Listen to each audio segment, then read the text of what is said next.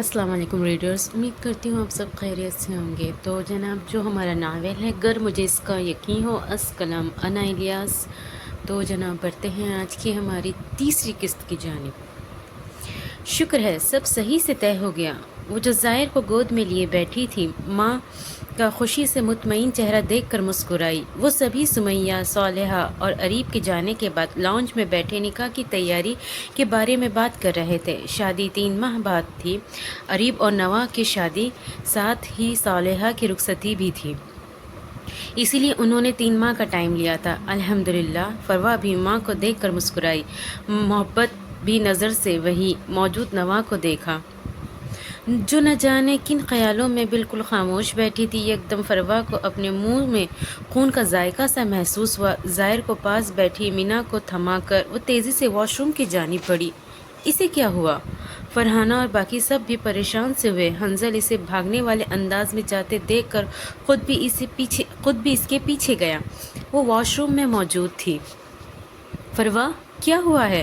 वो दरवाजे के बाहर से ही पूछ रहा था। इसकी आवाज़ सुनकर फरवा ने एकदम आंखें मीची। कुछ दिनों से इसके मुंह से खून निकल रहा था। अभी तक तो इसने ये बात सबसे छुपाई थी, मगर इसे शदीद तशवीश थी। मुंह साफ करके वो बाहर आई। कुछ नहीं, शायद मिठाई हजम नहीं हुई, वॉमिट हुई है। वॉशरूम के दरवाजे के पास खड़े हंजल ने नज़रें चुराते वो साइड से गुजरने लगी, मगर वो इसका बाजू थाम कर एक नज़र वॉशरूम में मौजूद वॉश बेसन को देखने लगा। इसके होठों के करीब खून का हल्का सा निशान लगा था। हंजल ने एक तुर्श नज़र इस पर डालकर इसे लिए वॉशरूम के एक शीशे के सामने खड़ा किया। सिर्फ वॉमिट थी? इसके सवाल और होठ के करीब इशारा करने पर वो नज़रें चुरा गई। कब से हो रहा है ये? इसके बाद अब की बार इसका लहजा सख्त था। ओहो, आप इतना टेंस क्यों हो रहे हैं? शायद इन दानों की वजह से थोड़ा सा खून आता है।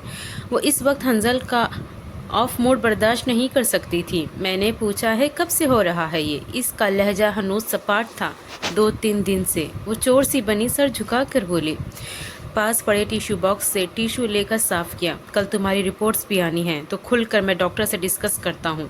वो परेशान सा इस पर बस एक निगाह डालकर वहाँ से निकल गया। आप परेशान मत हो, सर्जरी और कुछ मेडिकेशन से कैंसर ठीक हो जाएगा। डॉक्टर इसकी परेशान सूरत देख के इसे तसल्ली दिलाने वाले अंदाज में बोला, जो रिपोर्ट्स हाथों में थामे पिछले 10 मिनट से बस साकित सा बैठा था। इस वक्त वो हॉस्पिटल आया था फरवा की रिपोर्ट्स लेने, मगर जो कुछ इसकी रिपोर्ट्स में लिखा था वो इसे शॉक कर गया। इसे मुंह का कैंसर था, मगर वो अभी इस कैंसर के दूसरे स्टेज पर थी। सर्जरी और दवाइयों से भी बेहतरी आने की उम्मीद थी, मगर न जाने क्यों वो एकदम हिम्मत हार चुका था। अभी तो कोई इसकी ज़िंदगी मुकम्मल हुई थी। ज़ाहिर के सबब इन्हें लगा था कि अभी तो इनकी फैमिली मुकम्मल हुई थी। वो कितना खुश और मुतमईन लगती थी, मगर ये क्या हो गया था? एक और आजमाइश या इम्तिहान क्या था, इसे समझ नहीं आ रही थी। कब तक सर्जरी मुमकिन है? वो इसकी ज़िंदगी बचाने के लिए हर तरह के इलाज के लिए ख़ुद को तैयार कर चुका था। 10 मिनट बाद इसने सर उठाकर पूछा, अगले माह के पहले हफ्ते में। डॉक्टर की बात पर यह एकदम सोच में पड़ गया। अगले माह ही तो नवा का निकाह भी था, मगर इस वक्त इसके लिए हर चीज़ से ज़्यादा अहम फरवा की ज़िंदगी थी। चांसेस क्या है? बड़ी दिक्कत से वो ये सवाल कर रहा था। 80% चांसेस है, बाकी आप अल्लाह से दुआ कीजिए। हम कोशिश कर सकते हैं, इंशाल्लाह। पूरी उम्मीद है कि ये कोशिश कामयाब होगी। डॉक्टर हर तरह से इसे तसल्ली दे रहा था, मगर न जाने क्यों दिल डूब रहा था। मगर इसे ख़ुद को कंपोज करना था। न करता तो फरवा को इस सब के लिए कैसे तैयार करता? वो अपनी जगह से उठता, रिपोर्ट्स हाथ में लेते, डॉक्टर से मुसाफा करता, वहाँ से निकल आया। किस तरह वो गाड़ी चलाकर घर तक आया था ये वो ही जानता था। रिपोर्ट्स को वो अपने ऑफिस बैग में रख चुका था। अभी वो नहीं चाहता था कि फरवा को अपनी बीमारी के बारे में कुछ भी जाने। वो जानता था वो कितनी कमज़ोर दिल की है। इसे समझ नहीं आ रही थी वो कैसे इसे बताएगा। कैंसर का तो नाम ही इतना जानलेवा है कि अच्छा भला इंसान बस ये सोच कर रह जाता है कि ये शायद कभी ठीक ना होने वाली बीमारी है। गो कि वो जानता था बहुत से लोग कैंसर सर्वाइवर्स है इस दुनिया में, मगर फिर भी ये ख़तरनाक बीमारी का नाम था। ये ले, वो अपने ही ख्यालों में कश्मकश में बैठा टीवी को बेतासुर नज़रों से देख रहा था जब फिर फरवा की आवाज़ पर चौंका। चाय का कप रखते वो चेहरे पर मुस्कुराहट ले इसके करीब बैठ गई। ज़ाहिर सोया हुआ है। اس کے مسکراتے چہرے سے نظر ہٹاتے کب پکڑتے وہ بولا، تبھی تو میں آپ کو اتنے سکون سے کام کرتی نظر آ رہی ہوں۔ وہ ہنستے ہوئے بولی۔ اس کی بات کا جواب دیے بغیر حنظل چائے کے گھونٹ بھرنے لگا۔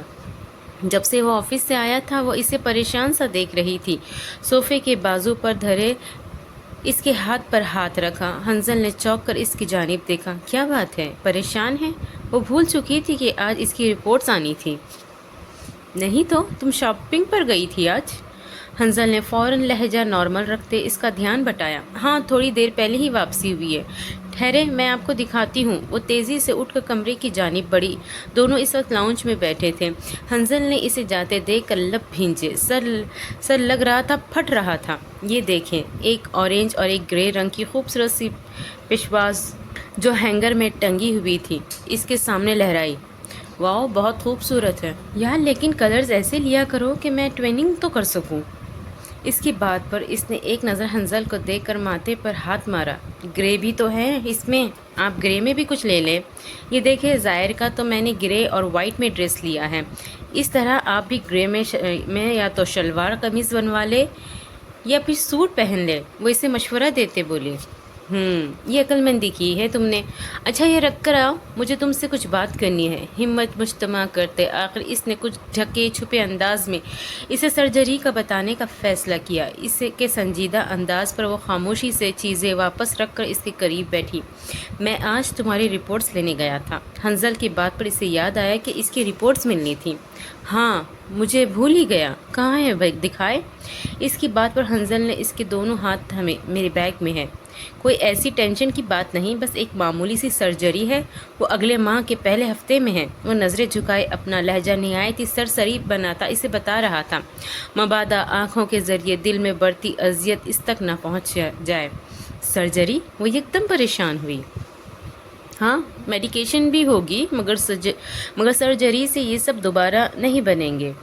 وہ اسے کس انداز میں سمجھاتا کہ اس کے گلے کے قریب گلٹی بن چکی ہے اور ان دانوں کا نکلنا، اس کے منہ سے خون آنا اسی وجہ سے ہے۔ ابھی وہ گلٹی اتنی زیادہ نہیں بڑھی کہ علاج ممکن نہ ہو۔ سرجری ضروری ہے؟ اس کی تو سرجری کا سن کر ہی جان نکل رہی تھی۔ ہاں جانی، وہ محبت سے اس کے ہاتھوں پر لب رکھتا بولا۔ لیکن پریشانی کی کوئی بات نہیں ہے۔ وہ ہر ممکن طریقے سے اسے تسلی دلا رہا تھا، مگر اسفند اور رفاقت کو اسے اس بارے میں آگاہ کرنا تھا۔ 2 گھنٹے پہلے ہی وہ یہاں آیا تھا۔ رفاقت اور اسفند کے ہمراہ پچھلے 2 گھنٹوں سے ہی اسٹڈی میں بند تھا۔ وہ دونوں تو رپورٹس دیکھ کر ہی اس طرح سکتے میں آ چکے تھے کہ ان کی بیٹی کی چھوٹی سی بیماری بڑھ کر اتنی بڑی ہو گئی اور وہ کچھ کر ہی نہیں سکے۔ چانسز کیا ہے؟ اسفند نظر رپورٹ پر ہی ٹکائے نم آواز میں بمشکل بولا۔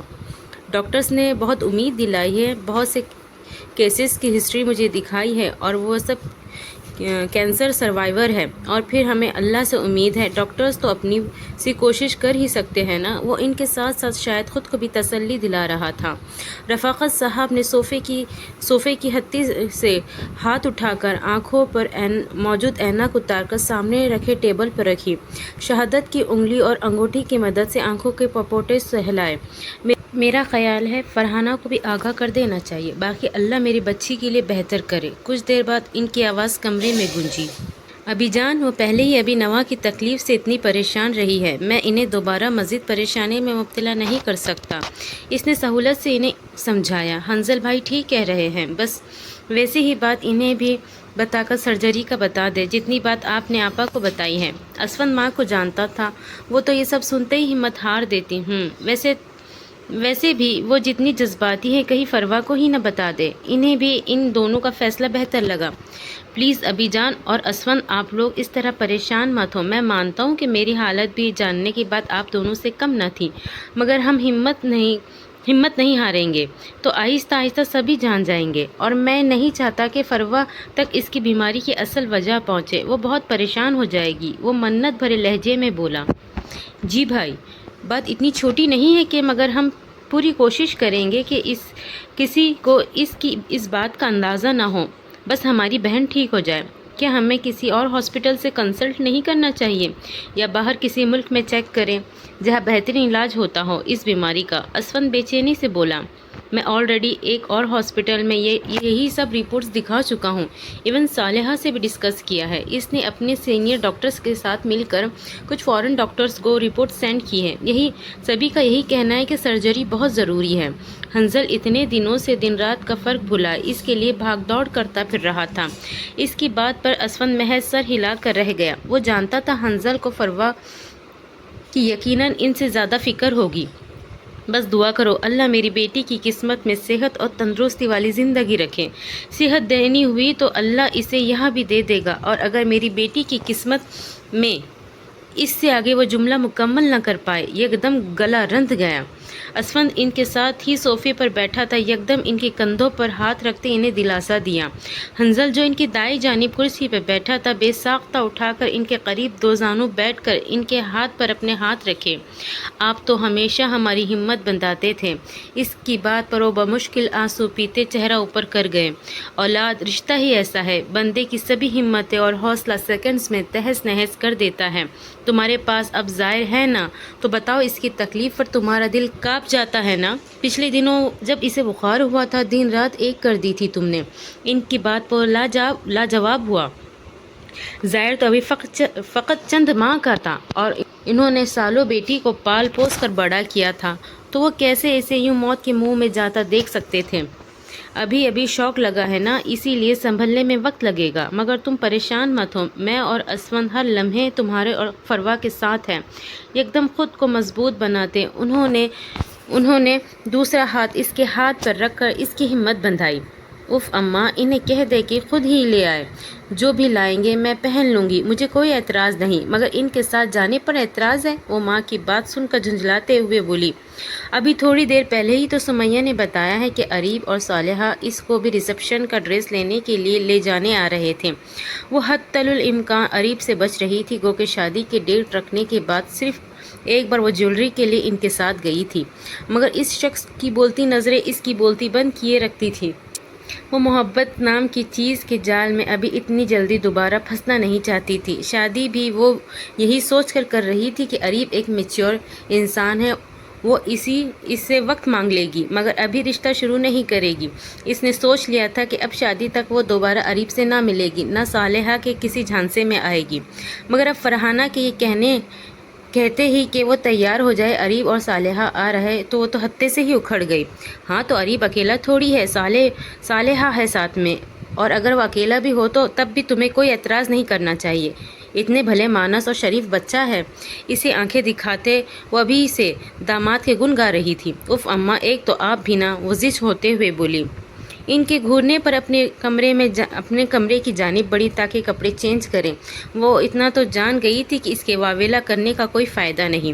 کچھ ہی دیر میں وہ اریب اور صالحہ ہمراہ شہر کے مشہور مال میں داخل ہو رہی تھی۔ اریب کے جانب تو ایک بار بھی اس نے دیکھنے کی غلطی نہیں کی تھی، اور شکر تھا کہ اس نے بھی اسے ابھی تک نہیں بلایا تھا۔ صالحہ اور وہ باتوں میں مگن تھی، اور وہ خاموشی سے ان کے ساتھ پھر رہا تھا۔ ابھی وہ ایک دکان پر بیٹھے تھے کہ صالحہ کی کوئی کال آ گئی۔ ہیلو جی، آواز نہیں آ رہی۔ اریب اور نوا صالحہ کے ساتھ دائیں بائیں، جبکہ وہ خود ان کے درمیان موجود تھی۔ پلیز ہولڈ آن، دوسری جانب کہہ کر وہ نوا کی جانب متوجہ ہوئی۔ تم دونوں دیکھو پلیز، میں ایک سیکنڈ کال سن کر آئی، یہاں شاید سگنلز نہیں آ رہے۔ اس سے پہلے وہ سنبھلتی صالحہ تیز اٹھ کر ان کے درمیان سے نکلتے باہر کی جانب بڑھی۔ نوا کی نظر یکدم اریب پر پڑی، جو بولتی نظروں سے اس کی جانب دیکھ رہا تھا۔ نوا نے تھوک نکلتے نگاہ ہٹائی۔ میم، یہ دیکھیں، آج کل یہ کلر بہت ان ہے نکاح پر۔ صالحہ دکاندار کو بتا چکی تھی کہ لائٹ سا ڈریس دکھائیں نکاح کی تقریب کے حوالے سے۔ نوا کے انداز دیکھ کر دکاندار بھی بھاپ چکا تھا، یقیناً یہی لڑکی ہے جسے وہ ڈریس پہننا ہے، لہٰذا بڑے آرام سے اس کے سامنے پھیلائی سے مشورے سے بھی نواز رہا تھا۔ اریب کے سامنے وہ جو پہلے جھجک رہی تھی، اس دکاندار کی بات پر اور بھی کنفیوز ہوئی۔ آپ ایسا کریں کہ کوئی پیچ اینڈ ریڈ دوپٹے کے ساتھ ڈریس دکھائیں۔ یکدم اریب کے بولنے پر وہ کچھ حیران سی اس کی جانب ایک نظر دیکھ کر رہ گئی۔ آئی تھنک اچھا لگے گا آپ پر۔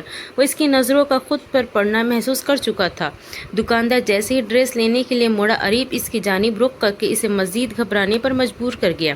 نوا کو سمجھ نہیں آ رہی تھی کیا کہے، کب ایسے کسی مرد کی توجہ کی وہ عادی تھی۔ جیسے ہی دکاندار ڈریس لے کر آیا، اریب اس پر نظریں ہٹا چکا تھا۔ نوا نے اپنے سامنے موجود ڈریس کو دیکھا۔ آنکھوں کو قیرہ کر دینے والی بیج اور ریڈ کمبینیشن میں بے حد اچھا لگ رہا تھا۔ کیسا ہے؟ اریب نے ایک بار پھر سے اسے دیکھ کر مخاطب کیا، جو ڈریس کو دیکھتی نہ جانے کن سوچوں میں گم تھی۔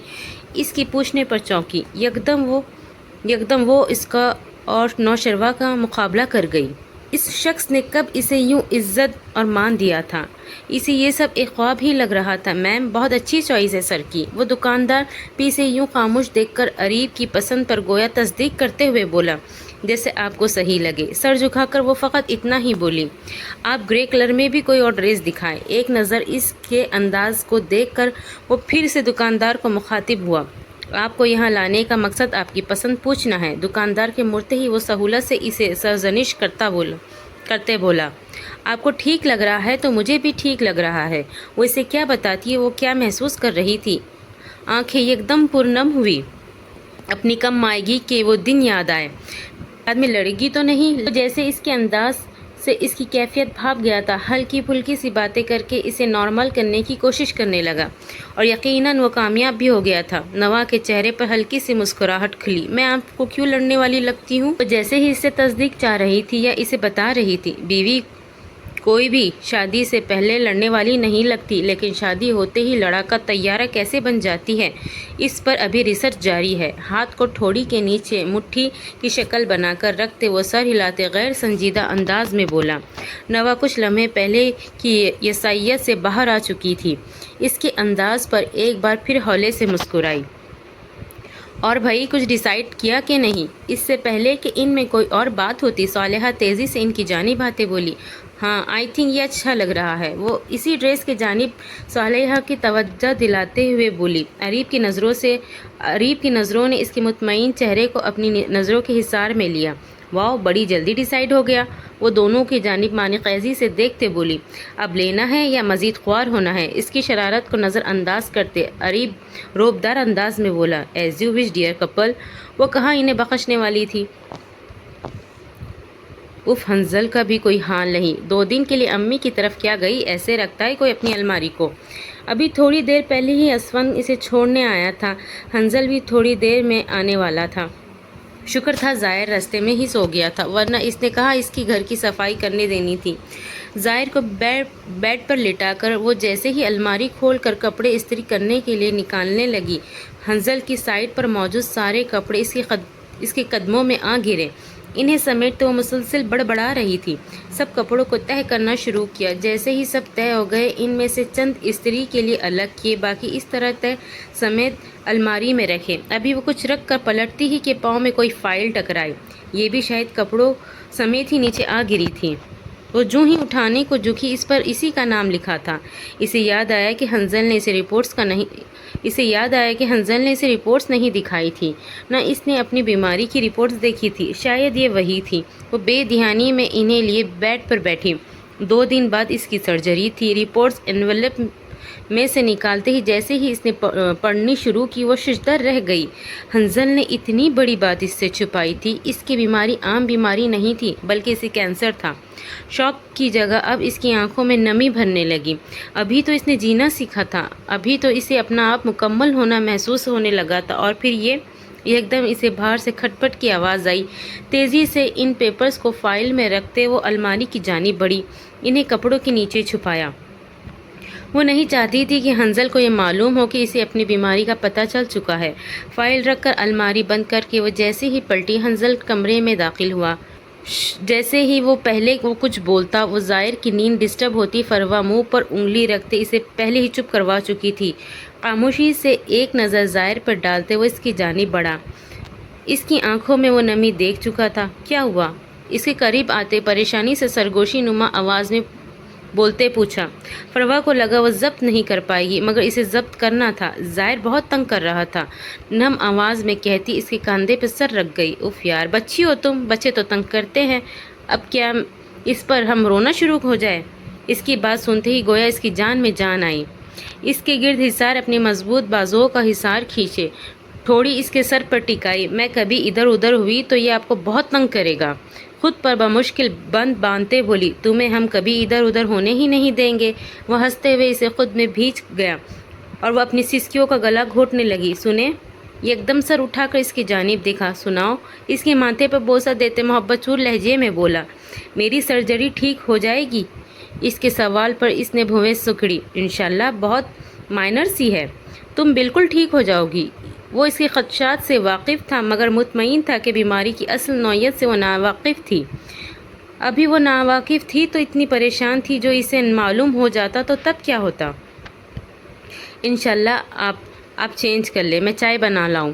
گلے میں پھر سے پھندا پھنسا۔ یکدم اس کا حصار توڑتی وہ باہر کی جانب لپکی اور وہ واش روم کی جانب۔ کچھ ہی دیر پہلے وہ آپریشن تھیٹر میں گئی تھی۔ بہت سی تسلیاں اور دلاسے اسے دے کر وہ اس وقت خود پزمردہ سا باہر کھڑا انتظار کر رہا تھا۔ اسفند، رفاقت اور فرحانہ کے ساتھ ساتھ حنظل کے پیرنٹس بھی گاؤں سے آ چکے تھے۔ وہ دونوں بھی اس وقت وہیں موجود تھے۔ بہو کے علاوہ ان کے بھائی کی اولاد تھی اور انہیں بے حد عزیز تھی۔ ہر گزرتا لمحہ اس کے لیے شدید اذیت بھرا تھا۔ فرحانہ اور نبیلہ، حنظل کی ماں، مسلسل تسبیح پر ورد کر رہی تھی۔ ظاہر کو وہ صبح ہاسپٹل آنے سے پہلے ہی نواں کے پاس چھوڑ آیا تھا۔ میں چاہتی ہوں ظاہر کو اسکولنگ سے لے کر اس کے بچوں کی اسکولنگ تک میں اس کی زندگی کا ہر لمحہ انجوائے کروں۔ بینچ پر بیٹھے اس کے گرد فروا کی آواز بازگشت ہوئی۔ رات میں اسے نیند نہیں آ رہی تھی سرجری کا سوچتے۔ وہ دونوں دیر تک ظاہر اور اپنے مستقبل کی باتیں کرتے رہے۔ اگر کبھی مجھے کچھ ہو گیا یا میں آپ سے پہلے زندہ نہ رہی تو آپ کیا کریں گے؟ اس کی بات پر حنظل کا اس کا بال سہلاتا ہاتھ رکا۔ غصے سے اپنے قریب اپنی محبوب بیوی کو لیٹے دیکھ کر گھورا۔ دماغ صحیح ہے تمہارا؟ وہ ایک دم سے اس پر بگڑا۔ کیا ہے یار، ایسے ہی فرض کر لیتے ہیں نا؟ وہ اپنی بات پر زور دیتے بولی، مجھے ایسا کچھ بھی فرض نہیں کرنا۔ وہ غصے سے منہ پھلا کر بولا۔ اسے کیا بتاتا، دل کن خدشات میں گھرا تھا۔ اوفو، میں نے تو ایک بات کی ہے۔ وہ سر پر ہاتھ مارتے بولی، مجھے تمہاری فضول باتوں میں کوئی انٹرسٹ نہیں۔ وہ کسی طور پر اس کی باتوں میں نہیں آ رہا تھا۔ اچھا ایک بات سن لیں، وہ منت بھرے لہجے میں بولی۔ فروا، وہ تنبیہ کرتے بولا، ارے صرف ایک بات پلیز، میری اتنی سی خواہش پوری نہیں کریں گے؟ اس کے بعد میں کوئی فرمائش نہیں کروں گی۔ اس کے بعد پر وہ حقیقت میں کانپا۔ تم اپنی فضول گوئی بند کر سکتی ہو؟ اب کی بار وہ سخت لہجے میں بولا۔ اوہو، مجھے کون سا کوئی سیریس بیماری ہے جو اتنا ٹچی ہو رہے ہیں؟ معمولی سی سرجری ہے۔ وہ کھوکھلا مسکراتے بولی، پلیز یار رحم کرو مجھ پر۔ یکدم سے اسے خود میں بھیجتے اسے سمجھ نہیں آئی وہ اسے کیا کہے۔ اچھا کہو، مجبوراً اسے اجازت دی۔ اس کی شرارت پر وہ یکدم سے ہنسا۔ ابھی وہ انہی لمحوں کے زیر اثر تھا کہ یکدم سے اسے آپریشن تھیٹر سے نرس اور چند ڈاکٹرز تیزی سے باہر آتے نظر آئے۔ کیا ہوا، سب خیریت ہے؟ وہ تیزی سے ان کی جانب بڑھا۔ انہیں جواب دیے بنا وہ ایک روم میں مڑے جہاں چند سیکنڈز میں چند اور ڈاکٹر بھی آپریشن تھیٹر کی جانب دوڑتے نظر آئے۔ کیا ہوا ہے، ان سے پوچھو کیا ہوا ہے؟ وہ سب حیران پریشان تھے کہ انہیں کچھ بتانے کے بجائے وہ لوگ ادھر ادھر بھاگ رہے تھے۔ ایکسکیوز می، کیا ہوا ہے؟ ہمارا پیشنٹ اندر ہے۔ اسفند ایک ڈاکٹر کے پیچھے بڑھتا آپریشن تھیٹر کے قریب گیا۔ پلیز دعا کرے۔ وہ فقط اسے یہی کہتا تیزی سے اندر کی جانب بڑھا۔ میرا دل بیٹھ رہا ہے، آخر ہوا کیا ہے؟ نبیلہ پریشانی سے بولی۔ سبھی کا حال ایک جیسا تھا۔ تھوڑی دیر بعد چند ڈاکٹرز چہرے سے ماسک اتارتے حنظل کے قریب آئے۔ آئی ایم سوری، آپریشن شروع کرنے سے پہلے ہی آپ کی وائف کا ہارٹ فیل ہو گیا تھا۔ اس کے کندھے پہ ہاتھ رکھتے وہ مایوس کن انداز میں بولے۔ وہ لڑکھڑایا، کیسے؟ آخر کیسے؟ اس کے گرد آہ بکا گونجنے لگی۔ فرحانہ اور نبیلہ اونچی اونچی رونے لگی۔ رونے کی آوازیں اسے کچھ سنائی نہیں دے رہا تھا، خالی نظروں سے بس وہ ساکت آپریشن تھیٹر کی جانب دیکھ رہا تھا۔ کس قدر تکلیف دہ ہے یہ حقیقت! مجھے تو ابھی تک یقین نہیں آ رہا کہ آپا کو ہمارے درمیان گئے ہوئے 1 ہفتہ ہو چکا ہے۔ فروا کی موت کے بعد آج صالحہ اس سے ملنے آئی تھی۔ وہ جانتی تھی وہ سبھی ابھی تک اس حقیقت کو ماننے سے احتجاج برت رہے ہیں، لیکن کچھ حقیقتیں اتنی ہی تلخ ہوتی ہیں کہ نہ چاہتے ہوئے بھی انہیں ماننا پڑتا ہے۔ زندہ رہنے کے لیے، زندگی کو گزارنے کے لیے آگے بڑھنا پڑتا ہے۔ تم جانتی تھی انہیں کینسر ہے؟ مجھے کل رات اسفند بھائی نے بتایا تھا کہ تم ان کی رپورٹس دیکھ چکی تھی۔ وہ بھی افسردہ سے بیٹھی اس کا غم بانٹنے آئی تھی۔ فروا اسے کس قدر عزیز تھی یہ اس سے بہتر کون جانتا تھا؟ ہاں، حنزل بھائی نے مجھے رپورٹس شیئر کی تھی اور میں نے اپنے سینئر ڈاکٹر سے بھی کنسلٹ کیا تھا، مگر تم جانتی ہو ڈیتھ کینسر سے نہیں ہوئی۔ ان کا کینسر اس اسٹیج پر تھا جہاں سے سرجری اور میڈیکیشن کے بعد وہ آسانی سے سروائیو کر سکتی تھی، مگر شاید اللہ نے ان کی زندگی اتنی ہی لکھی تھی۔ بس ہم خود کو بہلاوے دے سکتے ہیں کہ اچھے لوگوں کو اللہ جلدی بلا لیتا ہے۔ وہ ایک بہترین انسان تھی، نہ جانے اللہ کی اس میں کیا مصلحت تھی، یہ کوئی بھی جان نہیں سکتا۔ وہ اپنے پیاروں کی موت کے پیچھے کیا مصلحت ہوتی ہے، اگر ہم جان جائے تو صبر نہ آ جائے، مگر پھر بھی ہمیں صبر کرنا ہے اور یہی امتحان ہے۔ نوا کے آنسو صاف کرتے وہ خود بھی رو رہی تھی۔ تم صحیح کہتی ہو، ہم نہیں جان سکتے، شاید اسی لیے اللہ نے انہیں اولاد بھی نہیں دی تھی۔ باپ کے بغیر اولاد پل جاتی ہے، ماں میں ہمت ہوتی ہے اور وہ ماں اور باپ دونوں بن جائے، مگر ماں کے بغیر اولاد رل جاتی ہے۔ مرد اتنی بڑی ذمہ داری نہیں پوری کر سکتا۔ سر جھکائے آنسو ضبط کرتے وہ ایک تلخ حقیقت کو مان رہی تھی۔ شاید ایسا ہی تھا، اللہ جانتا تھا وہ زیادہ عرصہ اس دنیا میں نہیں رہے گی۔ بس ان کی مغفرت کی دعا کیا کرو۔ امی بھی بہت پوچھ رہی تھی، کل آؤں گی انہیں لے کر۔ انٹی کو دیکھو ان کا کیا حال ہو گیا ہے۔ تم سب ان کی ہمت بننا، اولاد کا غم کم نہیں ہوتا۔ نوا کے ہاتھ تھامے وہ اسے سمجھا رہی تھی۔ وہ سر ہلاتے جیسے اس کی سبھی باتیں سمجھ رہی تھی۔ حنزل بھائی کی کیا کنڈیشن ہے؟ سب سے زیادہ نقصان تو اس شخص کا ہوا تھا، بہت برا حال ہے، نہ کھانے کا ہوش ہے نہ پینے کا۔ اماں اور ابا روز ان کے پاس جاتے ہیں، سمجھاتے ہیں، مگر وہ بھی یہی کہتے ہیں کہ صبر اتنی جلدی نہیں آئے گا۔ ان کی وہ صرف بیوی ہی نہیں تھی، دوست تھی، محبوب ترین بیوی تھی۔ ان دونوں کی محبت یاد کرتے ایک بار پھر سے اس کی آنکھیں نم ہوئی تھی۔ صحیح کہہ رہی ہو۔ اور زائر ٹھیک ہے؟ اسے زائر نظر نہیں آیا تھا ابھی تک۔ ہاں دیکھو کیسی بات ہے، پیدا میں نے کیا، مگر آپا سے وہ اتنا مانوس ہو گیا تھا کہ ہم سے وہ اس طرح بہلتا ہی نہیں۔ بہت مس کرتا ہے انہیں۔ ابھی اسون بھائی حنزل بھائی سے اسے ملوانے لے کر گئے ہیں۔ میں نے اپنے بچے کے لیے ایک اچھا مستقبل سوچ کر انہیں سونپا تھا، مگر وہاں سب کچھ بکھر گیا۔ بار بار اس کی آنکھیں نم ہو رہی تھی۔ یہی حال صالحہ کا تھا، سارا دن وہ حنزل بھائی کے پاس ہی ہوتا ہے، اسے ہی دیکھ کر کچھ ہمت کرتے ہیں، ورنہ تو بس کمرے میں بند کیے پڑے رہتے ہیں۔ پھپھو اور پھپھا جی بھی بہت پریشان ہیں، انہیں بھی سمجھ نہیں آ رہی اس حال میں چھوڑ کر واپس کیسے جائے۔ گاؤں میں پھپھا جی کی زمینیں ہیں اور پھپھو بھی شہر میں رہنے کی عادی نہیں ہے۔ وہ تفصیل سے اسے بتا رہی تھی، جس اللہ نے مشکل میں ڈالا ہے اس سے نکالنے کا بھی حل وہی کرے گا۔ تم پریشان مت ہو، اب میں چلتی ہوں، کل چکر لگاؤں گی۔ اپنا بیگ لیے وہ اٹھنے کو تیار کھڑی تھی۔ ارے یار بیٹھو، میں چائے بناتی ہوں۔ اسے یکدم ہوش آیا۔ پاگل ہو تم، ان فارمیلٹیز کی کوئی ضرورت نہیں، میں یہاں صرف تمہارا غم بانٹنے آئی تھی۔ اسے آنکھیں نکالتے ہوئے بیڈ سے اٹھ کھڑی ہوئی۔ Thank you Saleha for being always there for us. وہ حقیقت میں اس کی بے حد مشکور تھی۔ اب واقعی مار لگاؤں گی، اس کی بات پر وہ خفگی سے بولی، جو اس کے مقابل کھڑی ہوتی اس سے گلے مل رہی تھی۔ کیا کیا یاد نہیں آتا تھا، اس کا ہنسنا، کھلکھلاٹے، رونا، خفا ہونا۔ ابھی تو انہوں نے زندگی کو جینا سیکھا تھا، اتنی تھوڑی رفاقت تھی ان کی محبت بھری زندگی کی۔ کاش اسے اندازہ ہوتا، کاش اس کے بس میں ہوتا، وہ وقت کو روک لیتا۔ کتنا ڈر رہی تھی وہ سرجری کے لیے۔ کاش اسے پتا ہوتا کہ بہتری کے بجائے وہ اسے موت کے منہ میں دھکیل رہا ہے تو اسے سرجری کو ہونے سے روک دیتا۔ مگر وہ سب نہ بھی ہوتا تو بھی شاید اسے چلے جانا تھا۔ وہ اتنی ہی زندگی لکھوا کر آئی تھی۔ کچھ دیر پہلے ہی اسون کے ہمراہ زائر آیا تھا۔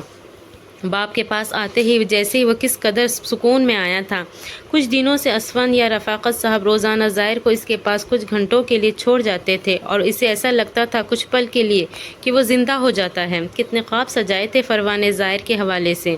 ابھی وہ اتنا چھوٹا تھا، اس کے باوجود اس کا روم ڈیکوریٹ کیا تھا، دنیا جہان کے کھلونے اس کے لیے لائی تھی۔ زائر بھی اس ایک ہفتے میں بے حد بے چین رہا تھا، اسے معلوم ہو اس کی ماں اب اس کے قریب نہیں۔ رفاقت اور فرحانہ سے اسے معلوم ہوا تھا، نہ وہ صحیح سے فیڈر لے رہا تھا نہ وہ صحیح سے سو رہا تھا، اور آج اس کے پاس آتے ہی فیڈر پی کر وہ سکون سے اس کی گود میں سو رہا تھا۔ اسے دیکھتے اس کا چہرہ آنسوؤں سے تر تھا۔ کیوں یہ سزا دی مجھے؟ وہ فروا کے حوالے سے مخاطب تھا۔ بہت تکلیف دہ ہے تمہارے بغیر یوں زندگی گزارنا، جاتے جاتے مجھے یہ بھی سکھا دیتی تمہارے بغیر صبر کیسا کرنا ہے۔ وہ شدید خود اذیتی اور بے بسی سے دوچار تھا۔ آہستہ سے زائر کو بیڈ پر لٹا کر وہ بیڈ سے اٹھتا الماری کی جانب بڑھا۔ الماری کے قریب کھڑے ہوتے وہ سائٹ کھولی جہاں فروا کے کپڑے سلیقے سے ویسے ہی رکھے تھے۔ ہینگرز میں سے وہ ڈریس نکالا جو اس نے نوا کے نکاح کے لیے لیا تھا۔ اسے خود سے لگاتے وہ جیسے اس کی خوشبو خود میں بسانے کی کوشش کر رہا تھا۔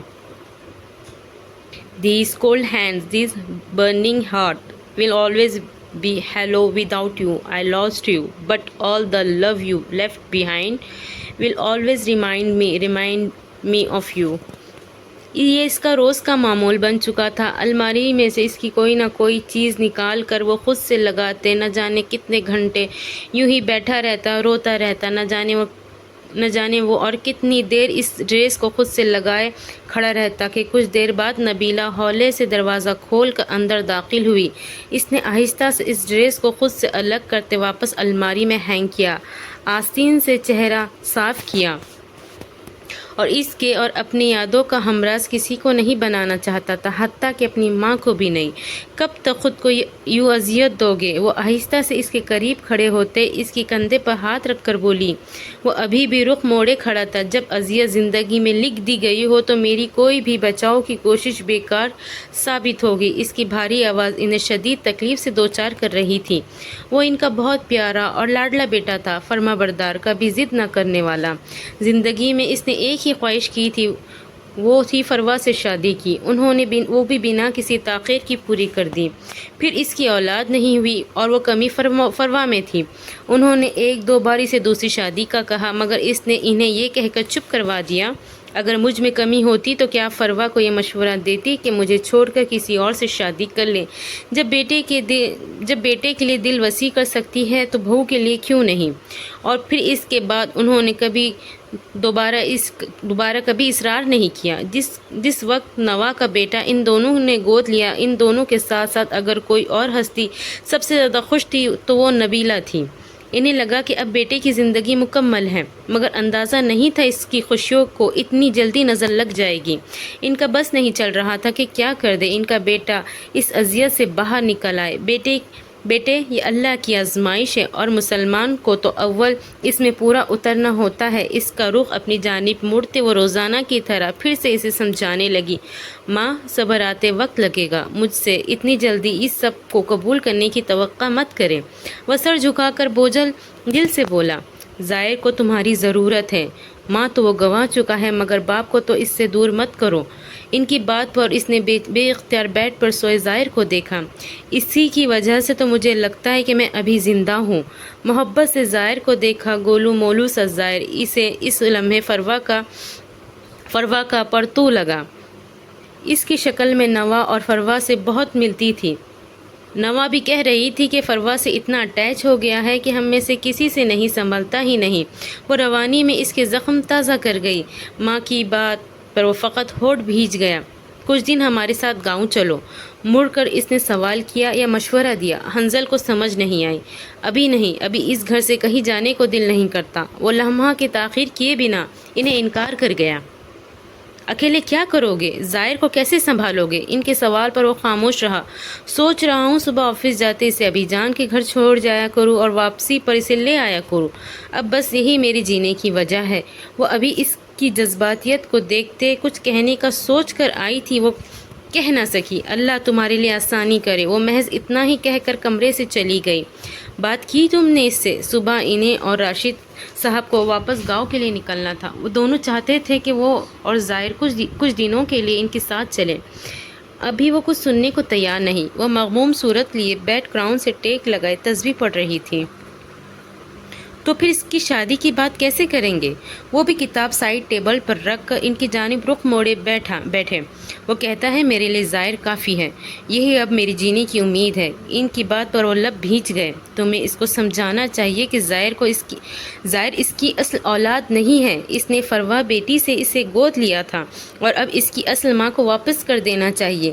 اس کے لیے پوری زندگی پڑی ہے، اسے یوں تنہا کیسے گزرے گی؟ ابھی تو ہم بھی اسے شادی کے لیے نہیں کہہ رہے، مگر اب اپنے مستقبل کے بارے میں کچھ سوچیے۔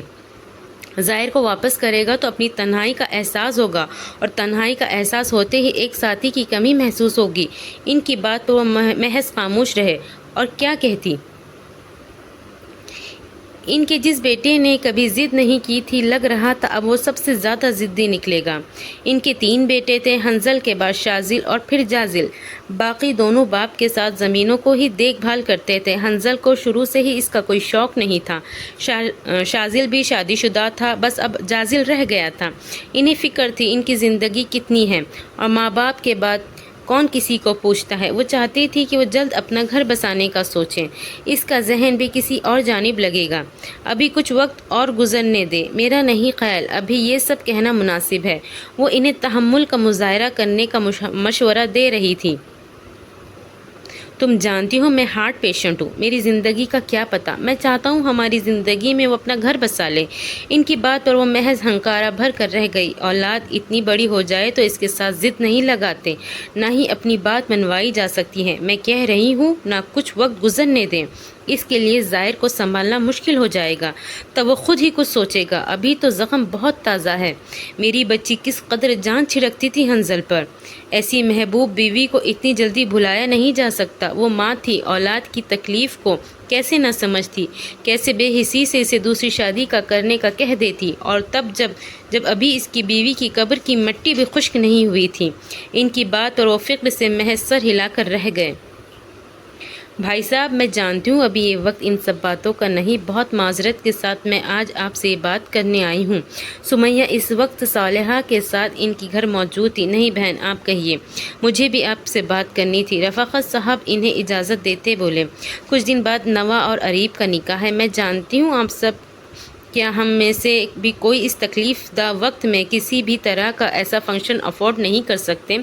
آپ کی اجازت ہو تو نکاح کی ڈیٹ آگے کر دیں، تاکہ میں نے جن لوگوں کو انوائٹ کیا ہوا ہے انہیں سہولت سے وجہ بتا کر فی الحال نکاح کی تاریخ کو کینسل کر دیا جائے۔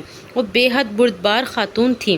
بجائے اپنی مرضی، اپنے مفاد کو دیکھنے کے، انہوں نے نوا کی فیملی کے غم کو دل سے اپنا غم سمجھا۔ بہن، میں بھی آپ سے یہی بات کرنا چاہتا تھا۔ ابھی دل میں بہت تکلیف سے بھرا ہے، اس سب کے لیے فی الحال تیار نہیں۔ آپ اگر برا نہ منائیں تو اس نکاح کو فی الحال کینسل کر دیں۔ سمیہ نے گویا ان کی مشکل آسان کر دی۔ جی بھائی صاحب، مجھے کوئی اعتراض نہیں۔ میں بھی جانتی ہوں یہ وقت آپ سب کے لیے بہت کٹھن ہے۔ میں کسی قسم کی خود غرضی نہیں کرنا چاہتی۔ ہم اب آپ کے اپنے ہیں، اور اپنوں کے دکھ سانجھے ہوتے ہیں۔ اللہ آپ سب کو صبر دے۔ وہ خلوص دل سے بولی۔ بہت شکریہ۔ وہ حقیقتاً ان کے مشکور تھے۔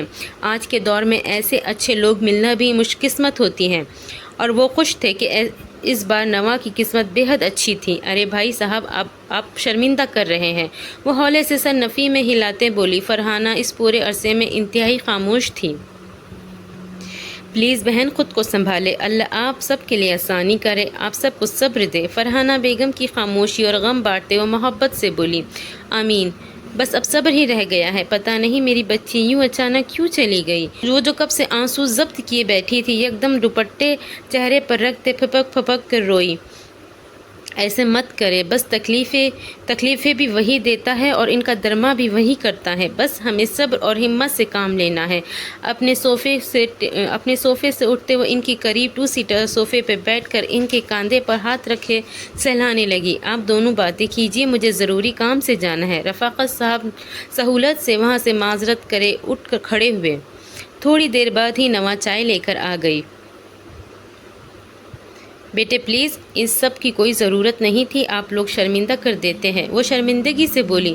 کوئی بات نہیں آنٹی، دنیا کے کام بھی تو ہوتے رہتے ہیں۔ نوا ایک سرد آہ بھر کر بولی۔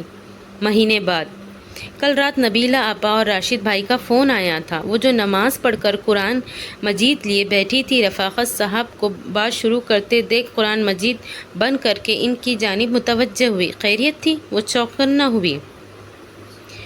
وہ کہہ رہی تھی کہ انہوں نے حنظل کے لیے چند ایک لڑکیاں دیکھیے تو بہتر ہے ہم ظاہر کو اس سے واپس لے لیں تاکہ وہ اسے شادی کے لیے رضامند کر سکے۔ ان کی بات پر وہ خالی خالی نظروں سے انہیں دیکھ کر رہ گئی۔ بات ان کی غلط بھی نہیں، ظاہر کون سا اس کا اپنا بیٹا ہے؟ کچھ حقیقتیں تلخ مگر بہت تکلیف دہ ہوتی ہیں۔ صحیح کہہ رہی ہیں آپ۔ اور سرد آہ بھر کر بولی، آخر وہ کب تک یوں اکیلا رہے گا؟ وہ بھی ان کی مجبوری سمجھتے ہوئے بولی، آپا نے حنزل سے بات کی ہے ظاہر کو واپس دینے کی؟ فرحانہ کی بات پر انہوں نے محض ایک نظر اپنی شریک حیات کو دیکھا، پھر اسبات میں سر ہلایا۔ تو کیا کہتا ہے وہ؟ ان کی بات پر وہ لمحہ بھر کو چپ رہے۔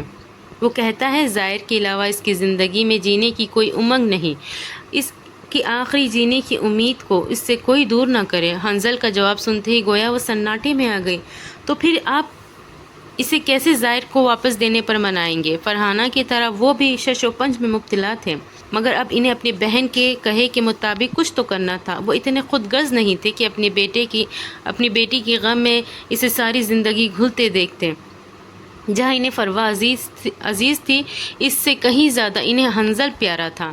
کچھ تو کرنا پڑے گا، کل دیکھتے ہیں، وہ پرسوچ انداز میں بولے۔ کیسے ہو بیٹا؟ بہت ہمت مجتمع کر کے اس وقت اس کے روبرو بیٹھے تھے۔ بہتر ہوں۔ ان کے سامنے سنگل صوفے پر بیٹھا وہ بے حد الجھا بکھرا تھا۔ انہوں نے کبھی اسے اس حلیے میں نہیں دیکھا تھا۔ وہ بہت نفاست پسند تھا، ڈریسنگ کے معاملے میں ہمیشہ دھیان کرتا تھا، مگر اس وقت وہ مل گجے کپڑے پہنے ان کا درد اور بڑھا رہا تھا۔ مجھے کچھ ضروری بات کرنی تھی تم سے۔ اس وقت تم مجھے بس اپنا دوست سمجھو، بالکل ویسے ہی جیسے ہمیشہ سے سمجھتے آئے ہو۔ وہ تمہید باندھ رہے تھے۔ وہ جو گھٹنوں پر کونیاں رکھے، دونوں ہاتھوں پر انگلیاں آپس میں پھنسائے ہلکے سے جھکائے بیٹھا تھا، رفاقت صاحب کی بات پر یکدم سر اٹھا کر انہیں دیکھنے لگا۔ ابی جان، آپ مجھ سے بات کرنے کے لیے کبھی مشکل درپیش نہیں آئی۔ میرا خیال ہے فروا کی زندگی میں بھی ہم کبھی سسر اور داماد کا رشتہ حائل نہیں ہوا۔ آپ بلا جھجک کہیں۔ وہ ان کی مشکل آسان کرتا بولا۔ مگر وہ اسے کیا بتاتے کہ پہلے کبھی ایسے مشکل حالات بھی تو کبھی ان کے ماں بہن نہیں آئے تھے۔ دیکھو بیٹے، ابھی تو تمہارے سامنے بہت لمبی زندگی پڑی ہے۔ ہم بالکل نہیں چاہتے تم یوں اکیلی زندگی گزارو۔ ان کی بات پر وہ استہزائیہ مسکرایا۔ کسے کیا پتا ابی جان کتنی زندگی ہے، زیادہ ہے یا چند دن کی؟ اس کی بات پر پس منظر وہ جانتے تھے یکدم لب بھینچ گئے۔ بیٹا، یہ تو غیب کی بات ہے، ہم محض مفروضوں میں تو زندگی نہیں گزار سکتے۔ ان کی بات پر وہ پھر سے سر جھکا گیا۔ ہم سبھی چاہتے ہیں کہ تم ابھی نہیں مگر کچھ دنوں یا مہینوں میں اپنی زندگی کا کوئی بہتر فیصلہ کرو اور کوئی ساتھی چنو۔ ان کی بات پر اس نے گویا تڑپ کر ان کی جانب دیکھا۔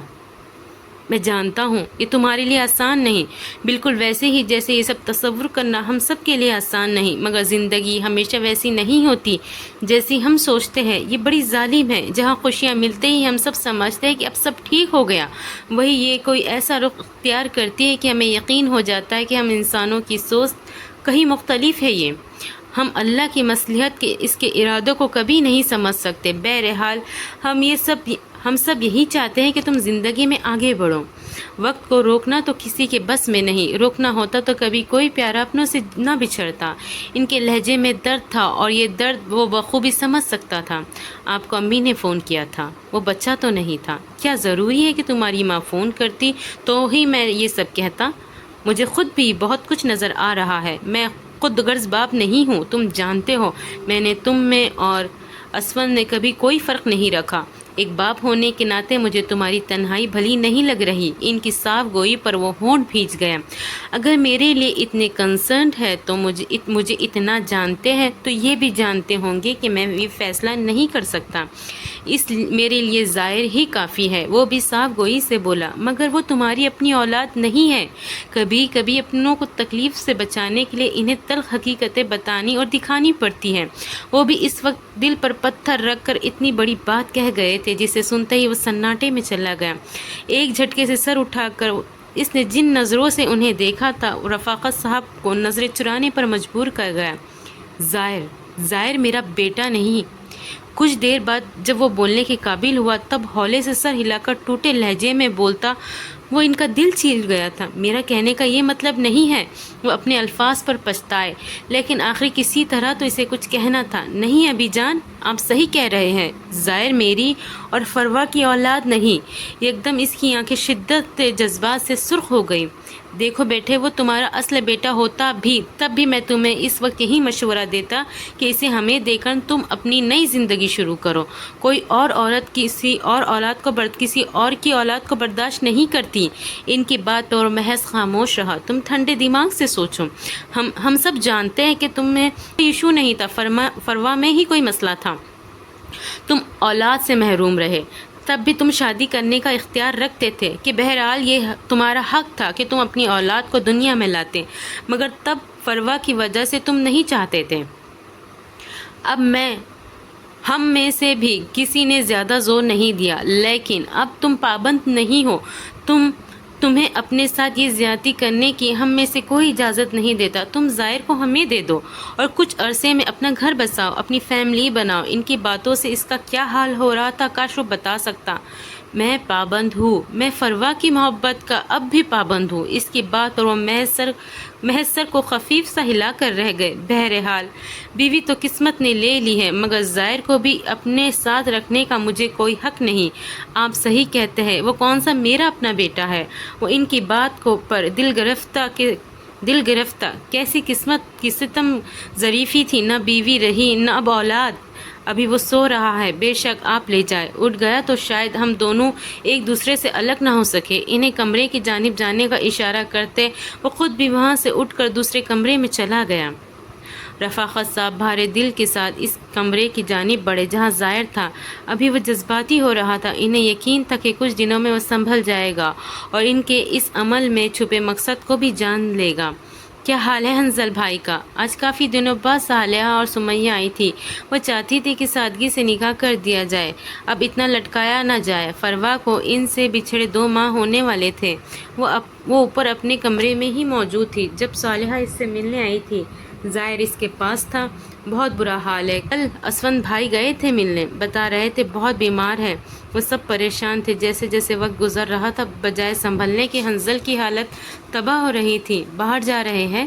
فروا کی زندگی میں ان کی کمپنی انہیں باہر بھیجنے کے لیے بات کی تھی، وہ مان گئے تھے اور یہ سب ہو گیا، اور اب تو وہ شاید یہاں سے بھاگنا بھی چاہتے ہیں، مگر ظاہر کے بغیر ان کا بہت برا حال ہے۔ ظاہر لیٹا اپنے ریٹیل سے کھیل رہا تھا، اسے دیکھتے ہوئے جیسے حنظل کی تکلیف پر دل سے پریشان تھی۔ تو تم لوگ دے دو انہیں، ظاہر ہو سکتا ہے کچھ عرصے میں خود سوچے کہ جب اسے پالنا مشکل لگے گا۔ ابھی تک تو تم لوگ ساتھ دے رہے تھے، ویسے بھی باہر جا کر اسے اکیلے تو نہیں پال سکتے نا۔ صالحہ کی بات پر وہ محض اسے دیکھ کر رہ گئی۔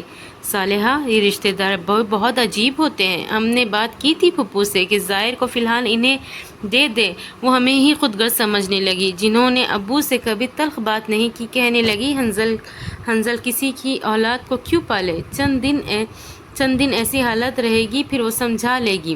نوا کی بات پر جہاں کی تہاں رہ گئی۔ یہ وہی پھپھو تھی جو کبھی ان سب پر جان چھڑکتی تھی۔ صالحہ نے دیکھا تھا فروا کی ڈیتھ پر ان کا کیا حال تھا، مگر شاید یہی دنیا ہے، یہاں سے کوئی آنکھ سے اوجھل نہیں ہوا، وہاں لوگ نظریں پھیر لیتے ہیں۔ تم پریشان مت ہو، اللہ نے ان کے لیے کچھ بہت بہتر لکھا ہوگا۔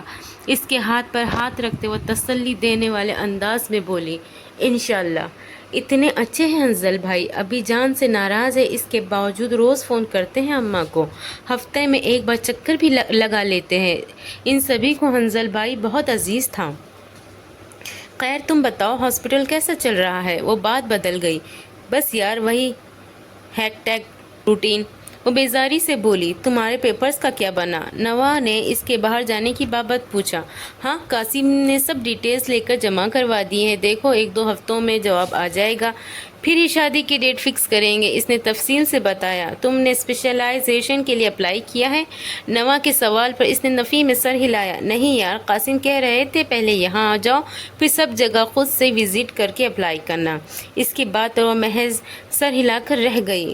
ہفتے بعد ان دونوں کے نکاح کی ایک بار پھر سے تاریخ رکھ دی گئی۔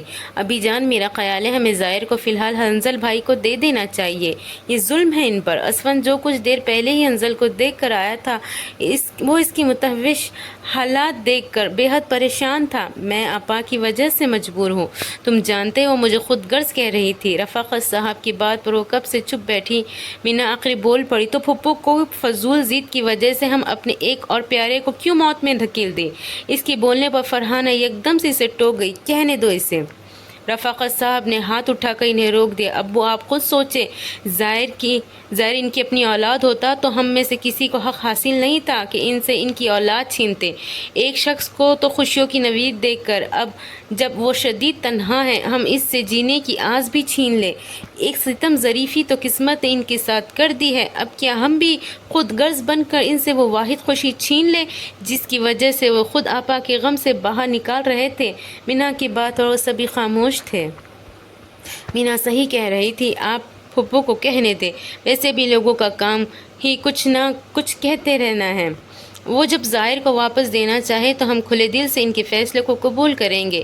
ہم سب جب انہیں خوش دیکھنا چاہتے ہیں تو یہ کیوں نہیں سوچ رہے کہ ان کی خوشی ابھی ظاہر میں ہے؟ یقیناً وہ جلد ہی اپنی زندگی کا کوئی فیصلہ کر لیں گے اور تب تک ہم کوشش کریں گے کہ انہیں وقتاً فوقتاً سمجھاتے رہے، مگر اس وقت جب وہ آپا کے بعد خود کو اکیلا محسوس کر رہے ہیں تب ہم لوگوں کی باتوں سے خوف زدہ ہو کر ان کو تکلیف دینے کی سبب بنے۔ نوا نے بھی مینا کی بات کی تائید کی۔ ٹھیک ہے، کل ہم ظاہر کو اسے دے آئیں گے۔ رفاقت صاحب کو بھی بچوں کا فیصلہ اس وقت حنظل کے حق میں بہترین لگا۔ تھینک یو نوا۔ اس وقت وہ سجی سوری نوا کے سامنے موجود تھا۔ کچھ دن پہلے ہی وہ سب ظاہر کو اس کے پاس چھوڑنے آئے تھے۔ حنظل کو تو یوں لگا جیسے نئی زندگی مل گئی ہو، وہ سب کچھ بھلائے ظاہر میں گم ہو چکا تھا۔ نوا کے نکاح کے ٹھیک 2 دن بعد اس نے ظاہر اور اپنی کینیڈا کی ٹکٹس بک کروا لی تھی۔ وہاں ایک فل ٹائم ملازمہ سے بھی بات ہو گئی تھی۔ آفس والوں سے بھی اس نے بات کر کے ورک فرام ہوم کا آپشن رکھا تھا۔ اس کے کام کی کارکردگی کی وجہ سے وہ اسے چھوڑنے کو تیار نہ تھے، لہٰذا انہوں نے اس کی شرائط مان لی تھی۔ اس کی ایک شرط کے ساتھ وہ دن کے صرف 2 گھنٹے کسی بھی 2 دن وہاں کے آفس کا چکر لگا لیا کرے گا۔ اس نے حامی بھر لی تھی۔ اس وقت وہ نوا کا شکریہ ادا کرنے اس کے کمرے میں آیا تھا۔ کچھ دیر پہلے ہی نکاح کی سنت ادا کر دی گئی تھی۔ وہ فروا کی جانب سے اس وقت بھرپور طریقے سے شریک ہوا تھا۔ گو کہ نکاح کی تقریب بھی بہت سادی تھی، پھر بھی ہلکا پھلکا سا میک اپ کر کے نوا کو تیار کیا گیا تھا۔ وہ گفٹ جو اس نے فروا نے نوا کے لیے دیا تھا اس وقت وہ اس کے کمرے میں اسے دینے آیا تھا اور ساتھ ہی ظاہر کے حوالے سے اس کا شکریہ ادا کرنے آیا تھا۔ یہ آپ کا اپنا بیٹا ہے حنظل بھائی، آئندہ ایسا مت سوچیے گا کہ ہم میں سے کوئی بھی اسے آپ کی پہچان سے الگ کرنا چاہتا ہے، چاہے یہ یہاں رہتا ہے یا آپ کے پاس۔ ہم نے اسے باپ کے حوالے سے آپ کی ہی پہچان کروانی تھی۔ اس کی بات پر وہ جتنا مشکور ہوتا کم تھا۔ تم لوگوں کے فیصلے نے مجھے نئی زندگی دے دی ہے۔ اس کی آنکھوں میں تشکر کے موتی جھلملائے تھے۔ بس ہمیں وہاں جا کر بھول مت جائیے گا۔ وہ ہولے سے مسکراتے اس کی تکلیف دہ سوچوں سے گویا نکالنے کی کوشش کرتے بولی، سوال ہی نہیں پیدا ہوتا۔ وہ بھی ہولے سے مسکرایا، یہ میں نے اور فروا نے تمہارے لیے لیا تھا۔ ایک خوبصورت سا کیس اس کے سامنے کھولا، بے حد نازک سا گولڈ کا بریسلیٹ تھا۔ فروا کے ذکر پر اس کی بھی آنکھیں بے اختیار نم ہوئی۔ کتنا خوش تھی وہ نوا اور اریب کے لیے۔ بہت خوبصورت ہے، وہ فقط اتنا ہی کہہ سکی۔ بہت خوش تھی وہ تمہارے لیے، اریب کو دیکھ کر اس سے مل کر بہت مطمئن تھی۔ اب تمہاری زندگی میں کوئی تکلیف نہیں آئے گی۔ کیا پتا تھا تمہارے لیے دعائیں کرتے وہ خود ہی اس کی باتیں یاد کرتے اس کا لہجہ نم ہوا۔ آپ مجھ سے ایک وعدہ کریں۔ اس کے ہاتھ سے کیس لیتے وہ سر جھکا کر بولی، آپ جلدی اپنی زندگی کے لیے کوئی بہتر فیصلہ کریں گے۔ ہم سب آپ کو یوں اکیلا دیکھ کر بہت تکلیف سے گزر رہے ہیں۔ ظاہر آپ کے ساتھ ہے، وہ آپ کو تکلیف سے نکال تو سکتا ہے مگر آپ کی تنہائی دور نہیں کر سکتا، مگر وہ آپ کی تکلیف کو شیئر نہیں کر سکتا، آپ کی تنہائی کو بانٹ نہیں سکتا۔ نوا کی بات اور وہ محض سر جھکا گیا۔ میں وعدہ نہیں کرتا مگر کوشش کروں گا۔ اگر کبھی زندگی نے مجھے اس دورائے پر کھڑا کیا جہاں مجھے لگا مجھے کسی کی ضرورت ہے تو میں اس کا ہاتھ تھام لوں گا، مگر کوئی ایسی جو میرے ساتھ ظاہر کو بھی قبول کرے گی۔ تب حامی بھرتے وہ اپنا ارادہ بتا گیا، خیر اب چلتا ہوں، ہمیشہ خوش رہو۔ وہ سب دکھ جو تم نے دیکھے اب کبھی تمہارے نزدیک بھی نہ آئے۔ سچے دل سے اسے دعا دیتا وہ چلا گیا۔ کیسی ہیں آپ؟ چند گھنٹے پہلے ہی ان کا نکاح ہوا تھا اور اس کی اجازت سے اس وقت وہ نوا کو فون کر رہا تھا۔ الحمدللہ ٹھیک، آپ کیسے ہیں؟ وہ اس کی بات پر ہولے سے مسکرایا، بالکل اتنا ہی پیارا جتنا تھوڑی دیر پہلے تھا۔ اب کی بار مسکرانے کی باری نوا کی تھی۔ اچھی بات ہے، وہ اور کیا کہتی؟ آپ مطمئن ہیں؟ اس کے سوال پر وہ چونکی۔ اس کی حقیقت پسند ہونے پر رشک بھی آیا۔ اس نے یہ نہیں پوچھا کہ وہ خوش ہے، اس نے مطمئن ہونے کا سوال کیا۔ لوگ عموماً یہ پوچھتے ہیں کہ خوش ہو یا نہیں، مگر آپ نے پوچھا مطمئن ہوں، ایسا کیوں؟ نوا نے اپنی سوچ کو سوال کی شکل پہنائی۔ وہ ہولے سے ہنسا۔ خوش ہونے کا سوال پوچھنا میرے خیال میں بہت جلدی ہو جائے گا۔ آپ جن حالات سے گزری ہے یکدم آپ مجھ پر اعتماد نہیں کر سکتی، اور جہاں اعتماد نہیں ہوتا وہاں خوشی کا سوال ہی پیدا نہیں ہوتا۔ اسی لیے پوچھا کہ یہ رشتہ ہونے پر فی الحال آپ مطمئن ہیں؟ مطمئن ہوئی تو آپ اس رشتے کو سوچے گی، اور جب رشتے کو سوچے گی تو میرے بارے میں بھی سوچے گی، اور پھر آپ کے اعتبار کو بے اعتباری کے پلڑے میں مجھے پرکھے گی۔ جہاں اعتبار کا پلڑا بھاری ہوا وہاں آپ خوش بھی ہوں گی مجھ سے۔ اس رشتے کو کس قدر تفصیل سے اس نے جواب دیا تھا، کتنی گہرائی سے وہ سوچتا تھا۔ آپ ڈاکٹر ہی ہیں نا؟ اس کی بات کے جواب پر اس کا سوال بڑا غیر معمولی تھا۔ جی کیوں؟ آپ کو شک کس لیے ہوا؟ اس کی حیرت پر اسے ہنسی آئی۔ مجھے آپ کے ڈاکٹر کم فلاسفر زیادہ لگتے ہیں۔ اس کی بات پر اب کے بار وہ کھل کر ہنسا۔ چلیں آپ فلاسفر ہی سمجھ لیں، میں تو سمجھا تھا آپ مجھے ڈنگر ڈاکٹر نہ سمجھی ہو۔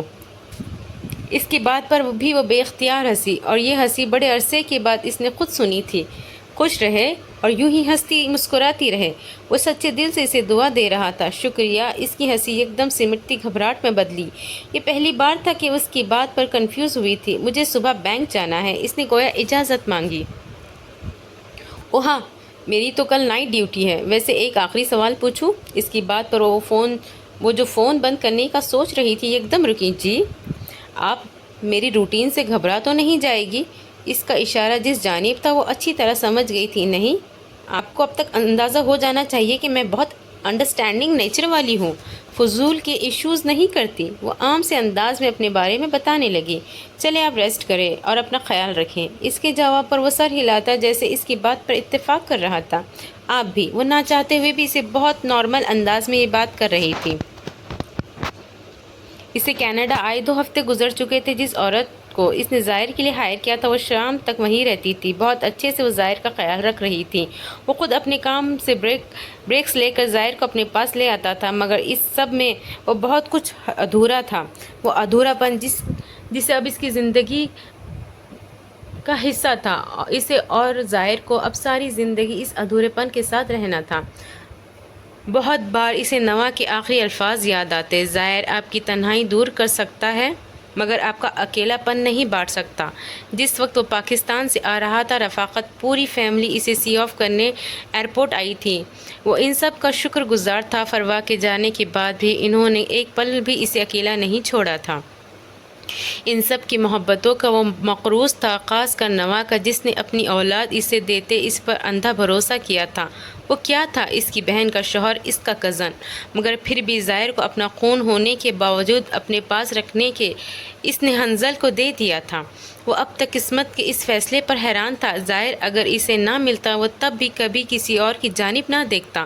فروا کے ساتھ گزارا ہر پل جیسے بس وہی اس کی زندگی تھا۔ اسے لگتا تھا کہ اس نے اپنی زندگی کو ان چند سالوں میں فروا کے سنگ جی لیا تھا۔ اب وہ فقط زندگی گزار رہا تھا، جی نہیں رہا تھا، اور زندگی گزارنے کے لیے لیے کسی اپنے کی ضرورت ہوتی ہے اور وہ اپنا ظاہر سے بڑھ کر اس لمحے اس کے لیے کوئی نہیں تھا۔ شاید اس کی وجہ یہ تھی کہ 3 مہینوں میں جیسے فروہ نے اسے اپنا ہر احساس اور خوشبو ظاہر میں سمو دی تھی، بس اسی لیے شاید وہ ظاہر کو اپنے پاس رکھنا چاہتا تھا۔ اس کی بیوی کی آخری سچی خوشی ظاہر تھا، اور وہ اس خوشی کو خود سے کیسے دور کر لیتا۔ کمرے کی کھڑکی کے قریب کھڑے وہ باہر پڑنے والی برف باری کو دیکھتا سوچوں میں نہ جانے کہاں کہاں سفر کر رہا تھا۔ I have been running to places. I have been broken and nameless, hopeless and shamed. I have never been so slow. Zoom out to everything. Zoom into me. Zoom out to tragedy. Zoom into me. Can you hear me out there? Can you help me? I'm scared. Can you lift me? Can you give me a sign? Can you beat back the night? Can you make things all right? Can you hold me? Can you show me the light? کیا تم کل شام ہماری طرف آ سکتی ہو؟ گھر کے لیے نکلنے ہی والی تھی جب صالحہ کی کال آ گئی۔ خیریت؟ بہت دنوں بعد صالحہ کا فون آیا تھا۔ یار اپنا سسرال سمجھ کے نہیں، اپنی دوست کا گھر سمجھ کے آ جاؤ۔ رات کا کھانا ہماری طرف کھاؤ، بہت دل کر رہا ہے تم سے ملنے کا۔ کل میرا ویسے بھی ڈے ہے تو نائٹ ڈیوٹی نہیں ہے، سوچا تمہیں کال کر کے ڈیٹ کی آفر کروں۔ اس کے آنے کا مقصد بتاتی وہ آخر میں شریر ہوئی۔ واو، کیا ڈیٹ ہوگی ہماری؟ تمہاری امی یعنی میری ساس کی موجودگی میں۔ اس کی شرارت کو انجوائے کرتے وہ بھی دو بدو بولی۔ ہاں فنی نا؟ ارے تم بھول گئی، تمہارے میاں بھی تو ہوگا ڈنر پہ، اس کی موجودگی میں ہم ڈیٹ ماریں گے۔ اس کے جواب پر صالحہ اور بھی شریر ہوئی۔ اس کی یاد دلانے پر وہ کھل کر ہنسی۔ ایسی ڈیٹ کا کیا فائدہ ہے؟ اتنے ظالم سماج کے درمیان ڈیٹ کا خاتمہ آئے گا۔ نوا کی بات وہ دوسری جانب بھی کہہ کہا بلند ہوا۔ ٹھہرو بتاتی ہوں تمہارے میاں اور ساس کو کہہ کے کہ آپ کی بہو آپ دونوں کو ظالم سماج کہہ رہی ہے۔ اس کی بات پر وہ ایک بار کھل کر ہنسی۔ صالحہ کے ساتھ وہ ایسے ہی بے حد خوشگوار سی رہتی تھی۔ بتاؤ بلکہ کال ریکارڈ کرو۔ وہ اسے مزید اکسانے لگی۔ اچھا بتاؤں آ رہی ہوں کہ نہیں؟ صالحہ آپ کی بات سنجیدہ ہوئی۔ اوکے آ جاؤں گی، اسے مانتے ہی بنی۔ اس کا اپنا دل اس سے ملنے کو چاہ رہا تھا۔ ظاہر اور حنظل کے جانے کے بعد وہ بہت اداس ہو رہی تھی۔ فروہ کی وفات کے بعد سے ظاہر اسی کے پاس تھا، جو بھی تھا وہ اس کی اولاد تھا۔ کیسے ممکن تھا کہ دل اس کے لیے نہ ہمکتا؟ پہلے کی بات اور تھی، اس کی بہن زندہ تھی، وہ جانتی تھی اس سے بڑھ کر بھی وہ فروہ اسے پیار دے گی۔ پھر جس فیز سے وہ گزر رہی تھی اس میں اولاد کو وہ محبت اور وقت نہیں دے سکتی تھی، خود کو سمیٹنے میں لگی ہوئی تھی۔ حنظل پر پورا یقین تھا وہ اس کا بے حد خیال رکھے گا۔ روز 2-3 بار وہ ان سب سے ظاہر کی بات کرواتا۔ اسے دیکھ کر وہ سب بہت مطمئن تھے، پھر بھی ایک اداسی نے اسے اپنی لپیٹ میں لے لیا تھا۔ اگلے دن شام میں وہ اس کے گھر موجود تھی۔ چند دن پہلے ہی رفاقت نے اسے گاڑی لے کر دی تھی۔ اسے پہلے بھی چلانی آتی تھی، اسی لیے اس کو گاڑی چلاتے کوئی مسئلہ نہیں ہوا۔ فرحانہ کو بتا چکی تھی، انہوں نے کوئی اعتراض نہیں کیا۔ وہ خود بھی سمجھدار اور میچور تھی، عریب پر بھی انہیں اعتماد تھا، لہٰذا کچھ بھی کہنے کی انہیں ضرورت نہیں تھی، اور انہیں بہتر بھی لگا کہ وہ شادی سے پہلے ہی ان میں گھل مل جائے تاکہ پہلی دفعہ والا کوئی مسئلہ اس مرتبہ نہ ہو۔ بے شک صالحہ کی فیملی بہت اچھی تھی، مگر پھر بھی فرحانہ بے حد ڈری ہوئی تھی۔ صالحہ تو گھر پر ہی موجود تھی، سمیہ نے خاص اہتمام کیا تھا۔ شام کی چائے کے ساتھ بھی کتنی چیزیں انہوں نے بنا رکھی تھی۔ ماں وہ ایک بندی ہے، وہ بھی ایسی جو چڑیا کی جتنا کھاتی ہے۔ ماں کو چائے کے ساتھ لوازمات آتے دیکھ صالحہ نے احتجاج بلند کیا۔ ارے تم پہلے ہی کہہ دو تاکہ وہ ریزرو ہو جائے، اس کا اپنا گھر ہے، کھانے دو اسے، تم مت کھاؤ۔ سمیہ سے آنکھیں نکالتے نوا کی پلیٹ میں سبھی لوازمات رکھنے لگی۔ آنٹی یہ صحیح کہہ رہی ہے، آپ نے بہت تکلف کر لیا۔ اری فی الحال نظر نہیں آیا تھا، اس لیے وہ کافی ریلیکس بیٹھی باتیں کر رہی تھی۔ تم اس کو چھوڑو، سمجھتی ہے کہ ڈاکٹر بن گئی ہے تو سبھی کے کھانے پینے پر پابندی لگاتی پھرے گی۔ تم چپ کر کے کھاؤ، وہ اسے بچوں کی طرح بچکارتے ہوئے بولی۔ ظاہر اور حنظل ٹھیک ہے؟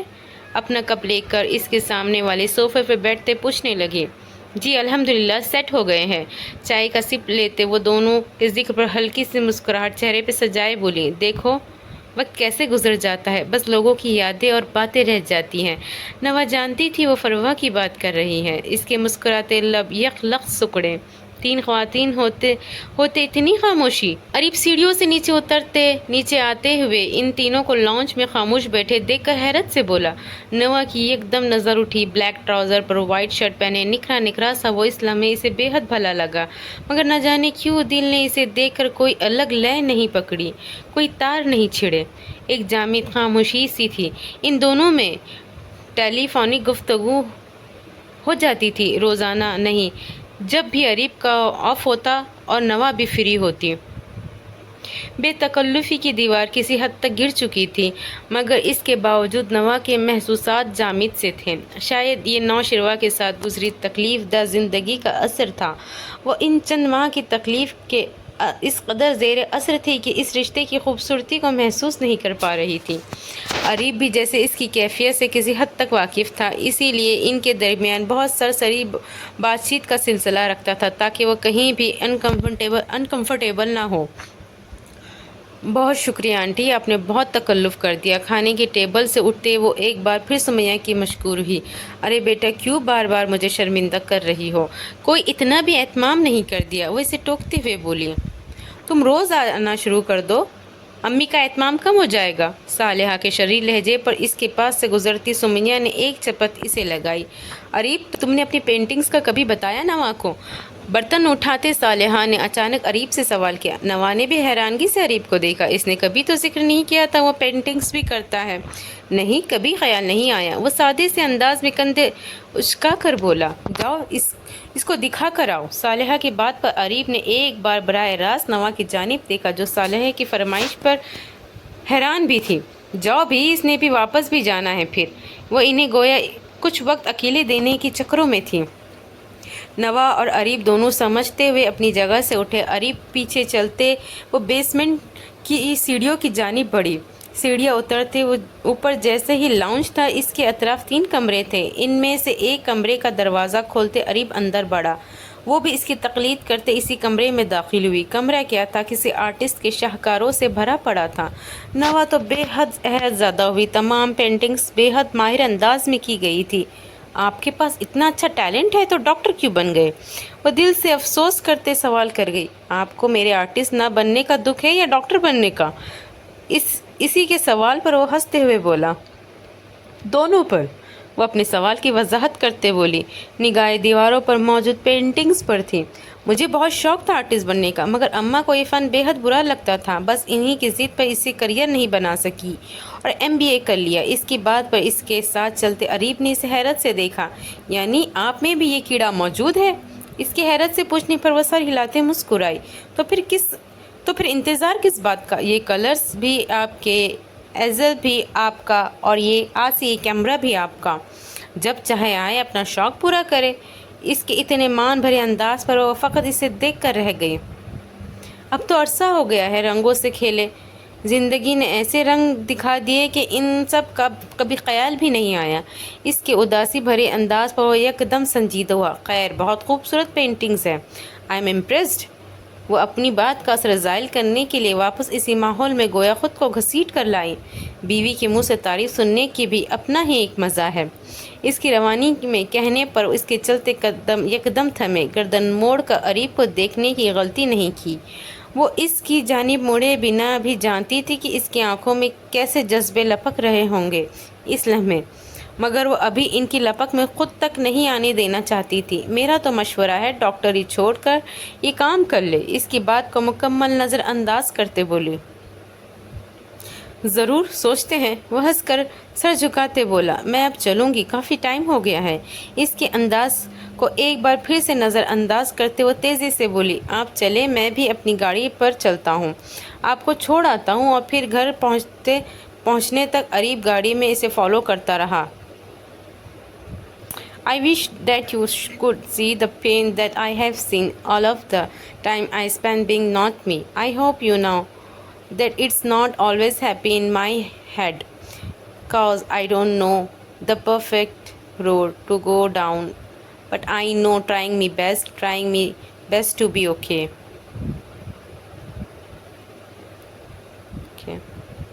नवा की शादी की डेट फिक्स कर दी है आपने? 2 दिन से इसकी रफ़ाकत से बात नहीं हुई थी। आज फुर्सत मिलते ही इसने इन्हें फ़ोन किया। ہاں کل ہی سمیہ بہن آئی تھی، صالحہ کے پیپرز بن گئے تو اگلی ماہ اس کا شوہر پاکستان آ رہا ہے، بس اس کی رخصتی کے ساتھ نوا کی بھی رخصتی کی ڈیٹ فکس کر دی ہے۔ انہوں نے تفصیل سے حنزل کو بتایا۔ اچھا کیا آپ نے۔ اس نے جیسے ہی ان کے فیصلے کی تائید کی، تم اور ظاہر آ سکو گے؟ کل سے وہ یہی سوچ رہے تھے، ابھی 3 ماہ تو ہوئے تھے اسے اور حنزل کو کینیڈا شفٹ ہوئے۔ نہیں ابی جان، اتنی جلدی تو ممکن نہیں ہے ہمارا آنا۔ وہ جانتے تھے مگر پھر بھی اس سے پوچھا، اور اس کا جواب حسب توقع تھا۔ اس کا نکاح تو آپ نے سادہ کر دیا، مگر شادی پر کوئی کسر نہیں رہنی چاہیے۔ میں کل آپ کو کچھ رقم بھجوا رہا ہوں، باقی سب آپ نے حساب کتاب کر کے مجھے بتانا ہے، میں اور بھی پیسے بھجوا دوں گا۔ اس کی بات پر ان کی آنکھیں نم ہوئی۔ فروا کی بڑی شدت سے یاد آئی تھی۔ حنزل اور وہ ایسے ہی ہمیشہ ذمہ دار تھے، انہیں یاد تھا ہینا کی شادی پر بھی فروا اور حنزل نے انہیں 1 روپیہ بھی خرچ کرنے نہیں دیا تھا۔ یہاں بات پکی ہوئی، فروا نے سب ذمہ داری سنبھال لی تھی۔ آج وہ نہیں تھی، مگر حنزل کی فکر اور محبت ان سب کے لیے ویسے ہی تھی۔ نہیں بیٹا، وہ کچھ کہنا چاہتے تھے مگر وہ ٹوک گیا۔ کیا فروا کے جانے کے بعد میرا آپ سب سے رشتہ ختم ہو گیا ہے؟ اس کے لہجے میں بلا کی سنجیدگی تھی۔ ایسا نہیں ہے، وہ وضاحت دینے کے انداز میں بولے۔ جب ایسا نہیں ہے تو پھر ہچکچاہٹ کیسی ابی جان؟ میں آج بھی اس گھر کا بیٹا ہوں۔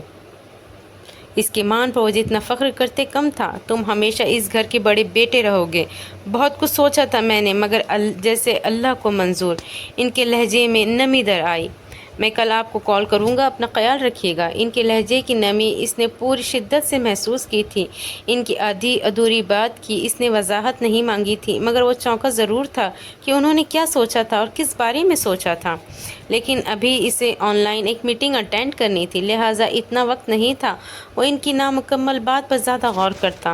کیا نام ہے اس لڑکے کا؟ نشے سے بھری سگریٹ پیتے کان فون سے لگائے وہ بھاری آواز میں دوسری جانب موجود اپنے خاص بندے سے پوچھ رہا تھا۔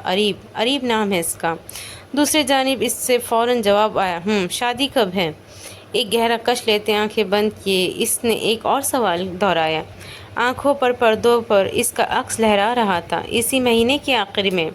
دوسری جانب ایک بار پھر تیزی سے جواب آیا، ٹھیک ہے، میں کل تک تمہیں بتاتا ہوں اسے کیسے اس دنیا سے دوسری دنیا میں پہنچانا ہے، وہ بھی ایسے کہ سانپ بھی مر جائے اور لاٹھی بھی نہ ٹوٹے۔ آنکھیں ہلکی سی نیموا کھولے سائڈ ٹیبل پہ رکھے ایش ٹرے میں سگریٹ کی راکھ جھاڑتے وہ سادے مگر نفرت میں بھجے لہجے میں کہا، جی سر۔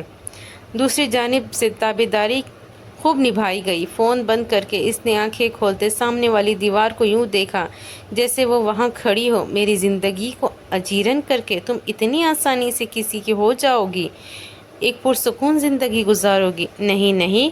سامنے دیکھتے وہ مسلسل خود کلامی کر رہا تھا، بولتے بولتے زہر قند لہجے میں ہنسا، پھر یکدم پوری آنکھ کھولتے سامنے دیکھتے حولے کے پاس رکھا شراب کا گلاس زور سے پھینکا جو دیوار سے لگ کر چکنا چور ہو گیا۔ زندہ نہیں چھوڑوں گا تمہیں اور تمہارے اس ہوتے سوتے کو۔ تم اب صرف ایک انتقام ہو، اور انتقام جتنی جلدی ختم ہو جائے اچھا ہے، ورنہ دیمک کی طرح چاٹ جاتا ہے۔ وہ چیختے ہوئے بولا۔ وہ نوٹ کر رہی تھی کہ کچھ دنوں سے بے حد چپ ہے، شادی اور پھر ہاسپٹل کی مصروفیات نے اسے اریب سے بات کرنے کا ٹائم نہیں مل رہا تھا۔ آج بہت دنوں بعد ان دونوں کا آف تھا، اسی لیے اس نے اریب سے بات کرنے کا سوچا۔ شام سائے ڈھل رہے تھے، وہ کافی دیر سے ٹیرس پہ کھڑا تھا۔ اس کی غیر موجودگی محسوس کر کے وہ سمجھ گئی تھی وہ کہاں ہوگا۔ صالحہ نے 2 کپ چائے بنائی، ٹرے میں رکھے، وہ بھی اوپر اس کے پاس آ گئی۔ اسے کپ تھماتے اسے کھوجتی نگاہوں سے دیکھا۔ کوئی پریشانی ہے؟ اسے مسلسل خاموش دیکھ کر وہ بولی۔ وہ جو سامنے نہ جانے کیا دیکھ رہا تھا، ایک دم چونک کر صالحہ کو دیکھا۔ نہیں، آپ کو ایسا کیوں لگا؟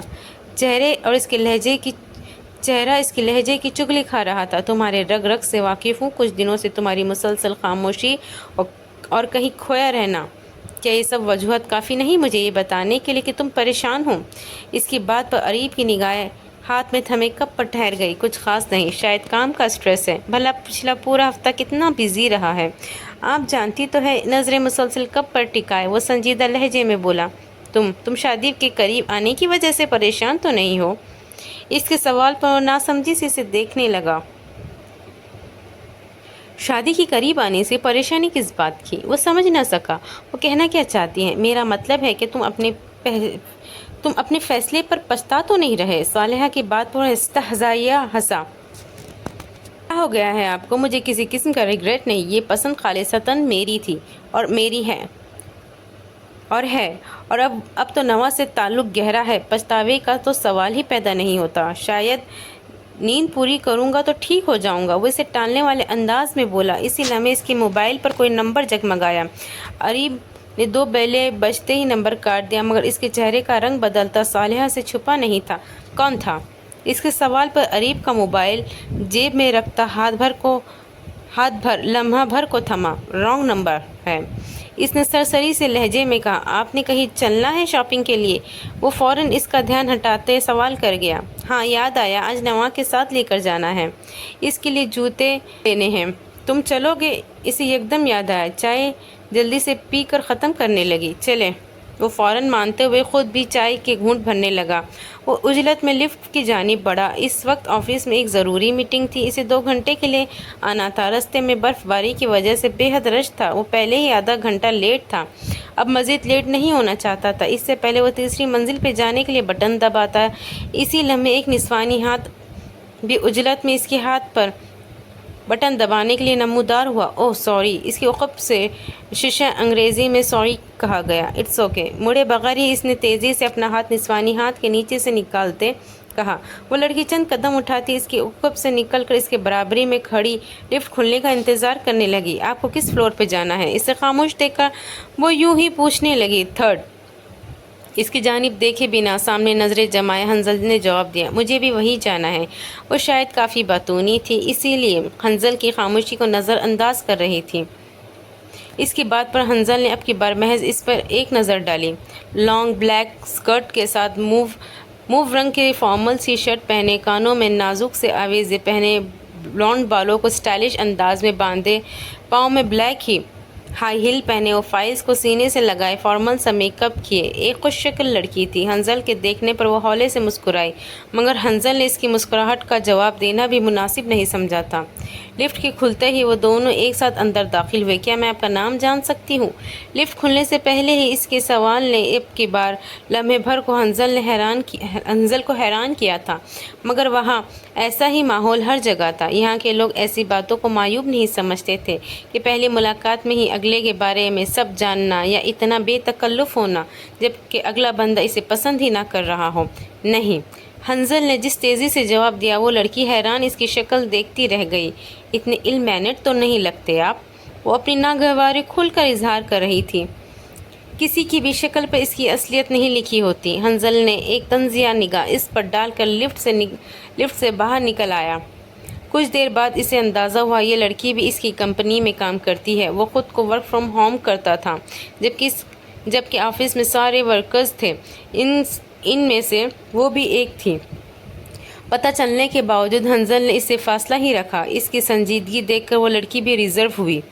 میٹنگ کے دوران بھی وہ بھی موجود تھی، اس کے مینیجر نے ہی ان سب کا حنظل سے تعارف کروایا تھا۔ اس دوران اسے معلوم ہوا کہ وہ لڑکی انڈین تھی، لیکن شاید ماں باپ میں سے کوئی فارنر تھا، اس لیے وہ انڈین لگتی نہیں تھی۔ نام ادیتی تھا۔ ان کا آپس میں تعارف ہو جانے کے باوجود وہ اس سے بالکل لا تعلق سا تھا۔ ٹین ایج اور پھر یونیورسٹی لائف میں کبھی اس نے لڑکیوں سے دوستی نہیں کی تھی۔ اب تو سوال ہی پیدا نہیں ہوتا تھا۔ ایکسکیوز می، وہ جو میٹنگ ختم ہونے کے بعد فوراً وہاں سے نکلنے کے لیے پڑتول رہا تھا، اس کی پکار پر تیز قدموں کو روکا۔ یہ آپ کا والٹ۔ ادیتی تیزی سے اس کی جانب آتے اس کا پرس ایک ہاتھ سے اس کے سامنے کیا۔ تھینکس، وہ سادے سے لہجے میں بولا، جبکہ اس کا والٹ کی جانب آتا ہاتھ اگنور کرتے وہی ہاتھ پیچھے لے گئی۔ حنظل اس کے مذاق پر حیران بھی ہوا اور ناگواری کے تاثرات بھی اس کے چہرے پر سجا چکا تھا۔ ایسے کیسے دے دوں؟ آپ کی اتنی اہم چیز گم ہو جاتی۔ کوئی چائے کافی تو چلتی ہے نا؟ پتہ نہیں وہ کیوں اس کے ساتھ اتنی چپکو ہو رہی تھی۔ پلیز مجھے ذرا جلدی ہے، کائنڈلی میرا والٹ دے دے۔ اب کی بار حنظل کا لہجہ تھوڑا سخت ہوا۔ اوکے، ابھی نہیں تو پھر جب بھی آپ آفس آئے تو ایک کپ کافی ساتھ پی سکتے ہیں۔ وہ بھی پہلے سے ہی اس کا ٹائم ٹیبل سیٹ کرنے لگی۔ اول تو میں اتنی جلدی کسی بھی اجنبی کے ساتھ بے تکلف نہیں ہوتا، دوسری بات میرا بیٹا میرا انتظار کر رہا ہے۔ اس کی بات پر وہ اس کا والٹ اسے واپس کرنے کے لیے اس کی جانب آتا ہاتھ جہاں تھا وہیں رہ گیا۔ حنظل نے ایک نظر اس کے حیران چہرے پر ہاتھ بڑھا کر اپنا والیٹ اس کے ہاتھ سے لے کر واپسی کی جانب قدم بڑھائے۔ اسے یقین تھا ظاہر کا سن کر اب آئندہ یہ لڑکی کبھی اسے مخاطب کرنے کی غلطی نہیں کرے گی۔ ایک بات پوچھوں آپ سے؟ وہ تینوں اس وقت شاپنگ کرنے کے بعد ایک مشہور کیفے میں کچھ کھانے کے لیے بیٹھے تھے۔ صالحہ آرڈر دینے کے بہانے انہیں اکیلے بیٹھنے کا وقت دیتی اٹھ گئی تھی۔ جی؟ وہ جو ارد گرد لوگوں کا جائزہ لے رہی تھی، اریب کے سوال پر اجازت دیتی اس کی جانب متوجہ ہوا۔ آپ کے پہلے شوہر نے کبھی ظاہر کے لیے آپ سے رابطہ کیا ہے؟ آنکھیں سامنے موجود واز پر ٹکا وہ بے حد سنجیدہ انداز میں اس سے سوال کر رہا تھا۔ ان کے درمیان اسی پچھلی زندگی سے متعلق کبھی بات چیت نہیں ہوئی تھی، تو پھر شادی کے اتنے قریب آتے اریب کو اس بات کا خیال کیوں کرایا تھا؟ اور ظاہر تو اس کے ساتھ تھا بھی نہیں، وہ اسے کھٹکتا۔ میں اس سوال کا مقصد نہیں سمجھی۔ وہ واقعی ابھی تک نہ سمجھی اسے دیکھ رہی تھی۔ آخر وہ اس کی اولاد ہے، ابھی تو اسے خیال آیا ہوگا۔ اس کی اگلی بات پر اب کی بار نوا کے چہرے پر ناگواری پھیلی۔ آپ اس شخص کی بات کر رہے ہیں جس نے اپنی اولاد کو اپنا نام مان کر مجھ پہ گھٹیا الزام لگاتے مجھے مارنے کی کوشش کی تھی۔ اس کا لہجہ تلخ ہوا۔ میری بات کا غلط مطلب مت لیں، میں صرف یہ کہنا چاہتا ہوں کہ بہت سے لوگوں کو اولاد کے دور چلے جانے پر اس کا احساس ہوتا ہے۔ فرض کریں وہ شخص کبھی آپ کے سامنے آ کر ظاہر کا سوال کرے یا آپ کیا کرے گی؟ آپ کی بار اریب نے اس کے صحیح چہرے کو دیکھا۔ لائٹ پنک سے پرنٹڈ کپڑوں میں سلیقے سے دوپٹے کو سر پر ٹکائے وہ سنجیدہ نظروں سے اس کی جانب دیکھ رہی تھی۔ اول تو وہ جیل میں ہے، دوسری میں ایسی کسی بات کو سوچنا نہیں چاہتی جس کا تعلق اس شخص سے ہے۔ کیا ہم اس بات کو یہیں ختم کر سکتے ہیں؟ اور کیا میں امید رکھوں کہ میری زندگی کا وہ تلخ باب آئندہ کبھی ہمارے درمیان موضوع گفتگو نہیں بنے گا؟ اسے اسی لمحے واقعی دکھ ہوا تھا کہ یہ سب جاننے کے باوجود اریب کیسے اس شخص کے متعلق اس سے کوئی بات کر سکتا ہے۔ کیا وہ انجان تھا یہ ٹاپک اسے کس قدر تکلیف دیتا تھا؟ آئی ایم سوری اگر میری باتوں نے آپ کو ہرٹ کیا ہے، وہ اس کی بات پر معذرت خوانا لہجے میں بولا۔ ایک مشورہ دوں گی آپ کو۔ اسے نظریں ہٹاتے نوا ادھر ادھر دیکھتے بولی۔ جی؟ وہ حیران سا ہوا۔ ابھی بھی وقت ہے، آپ اچھی طرح سوچ لیں آپ میرے ساتھ یہ تعلق نبھا پائیں گے یا نہیں۔ میں بار بار چوٹ نہیں کھانا چاہتی۔ اس کے لہجے میں ایک عجیب سا درد تھا۔ کچھ چیزیں حقیقت ہوتی ہیں اور ہمیں ان سے منہ موڑنا نہیں چاہیے، بس اسی کے لیے میں نے یہ سوال پوچھ لیا، اور اگر پچھتانا یا گھبرانا ہوتا تو میں آپ سے یہ رشتہ کبھی جوڑتا ہی نہیں۔ وہ بھی انتہائی سنجیدہ لہجے میں بولا۔ صالحہ کو آتے دیکھ دونوں ہی خاموش ہو گئے۔ ارے تم دونوں میں کیا لڑائی ہوئی ہے؟ ان دونوں کو ایک دوسرے سے لا تعلق بیٹھے دیکھ کر صالحہ پر مزاح انداز میں بولی۔ کب تک آرڈر آئے گا؟ مجھے گھر جانا ہے۔ اس کی بات کو نظر انداز کرتے نوا پوچھنے لگی۔ بس یار 10 منٹ تک۔ وہ کرسی سنبھالتے دونوں کو باری باری شکل دیکھتے بولی۔ اس کا خود پر سے دھیان ہٹانے کو نوا اس سے ہاسپٹل کی باتیں کرنے لگی، مگر اس نے نوٹ کیا کہ اریب مسلسل خاموش ہے۔ اس کا رویہ اسے سمجھ نہیں آ رہا تھا۔ کیسے لگتے ہیں آپ کو اریب بھائی؟ ان کی شادی میں چند دن باقی رہ گئے تھے۔ مینا اس وقت اس کے کمرے میں ہی موجود تھی، اس کے کپڑے استری کر کے سوٹ کیس میں رکھ رہی تھی۔ اچھا انسان ہے۔ وہ لیپ ٹاپ پر کوئی فائل بنا رہی تھی۔ فرحانہ کے بار بار کہنے پر آخر اس نے 1 ہفتے کی چھٹی بینک سے لے لی تھی، مگر اس کے کام میں اتنی مہارت تھی کہ اس کے مینیجر نے منت کر کے اسے گھر سے کام کرنے کے لیے آمادہ کر لیا تھا۔ وہ تو پہلے ہی سب سے بے حد گھبرا رہی تھی، نہ جانے کیوں اسے لگ رہا تھا کچھ ٹھیک نہیں ہو رہا یا کچھ غلط ہونے والا ہے، مگر کہاں یہی سمجھ نہیں آ رہی تھی۔ آخری بار اس کی اور اریب کی ہونے والی گفتگو اس کے سامنے ایک سوالیہ نشان اٹھا لیا تھا۔ کیا اریب اب اپنے فیصلے پہ پچھتا رہا تھا؟ نہ جانے اسے ایسا کیوں لگ رہا تھا۔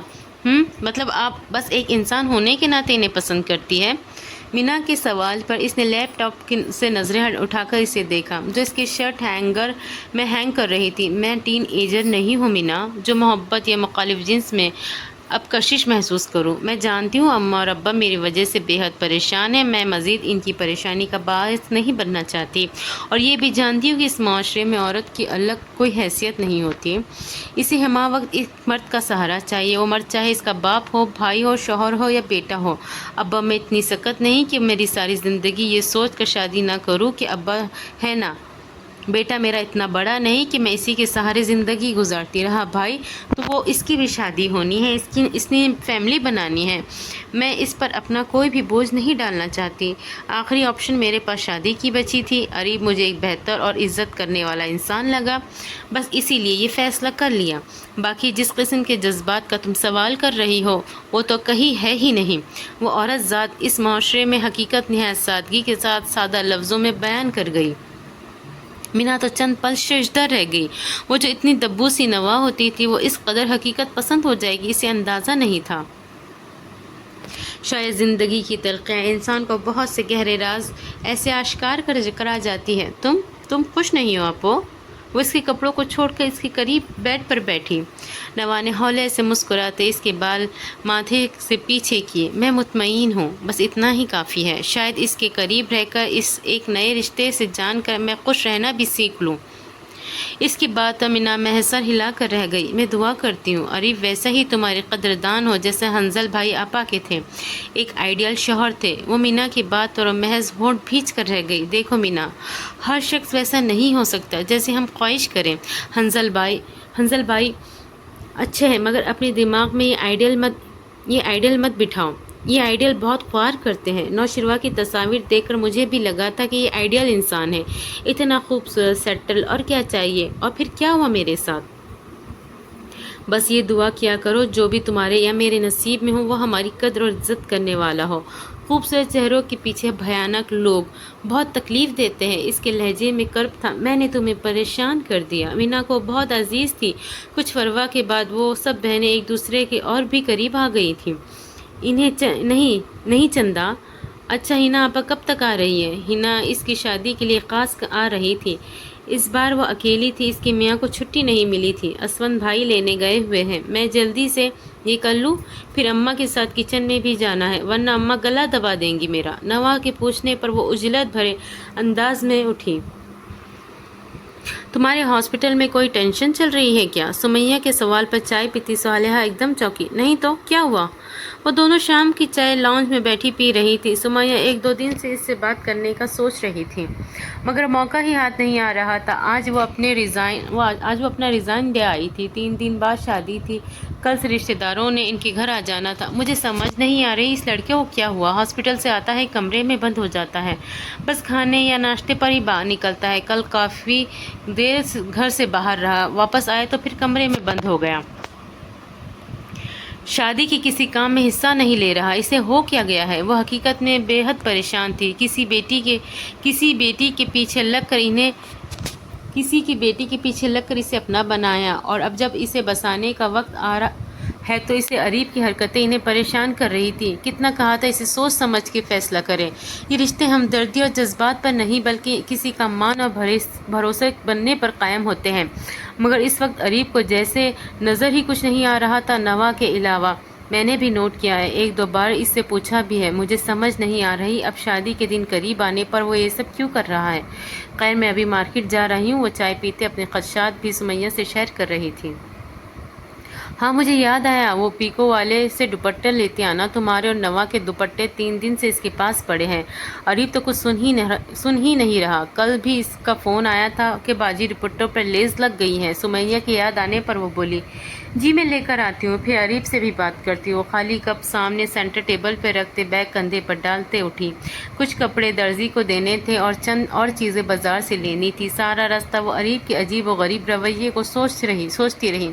دوپٹے لینے کے بعد جیسے ہی اس نے واپسی پر جانے والے راستے پر گاڑی ڈالی، گول چکر سے مڑتے اسے سمجھ نہیں آئی کہاں سے ایک گاڑی آ کر اس کی گاڑی سے ٹکرائی۔ وہ ایک لمحے کے لیے غلط راستے پر نہیں مڑی تھی، یہ نہ کہ غلط لین میں تھی۔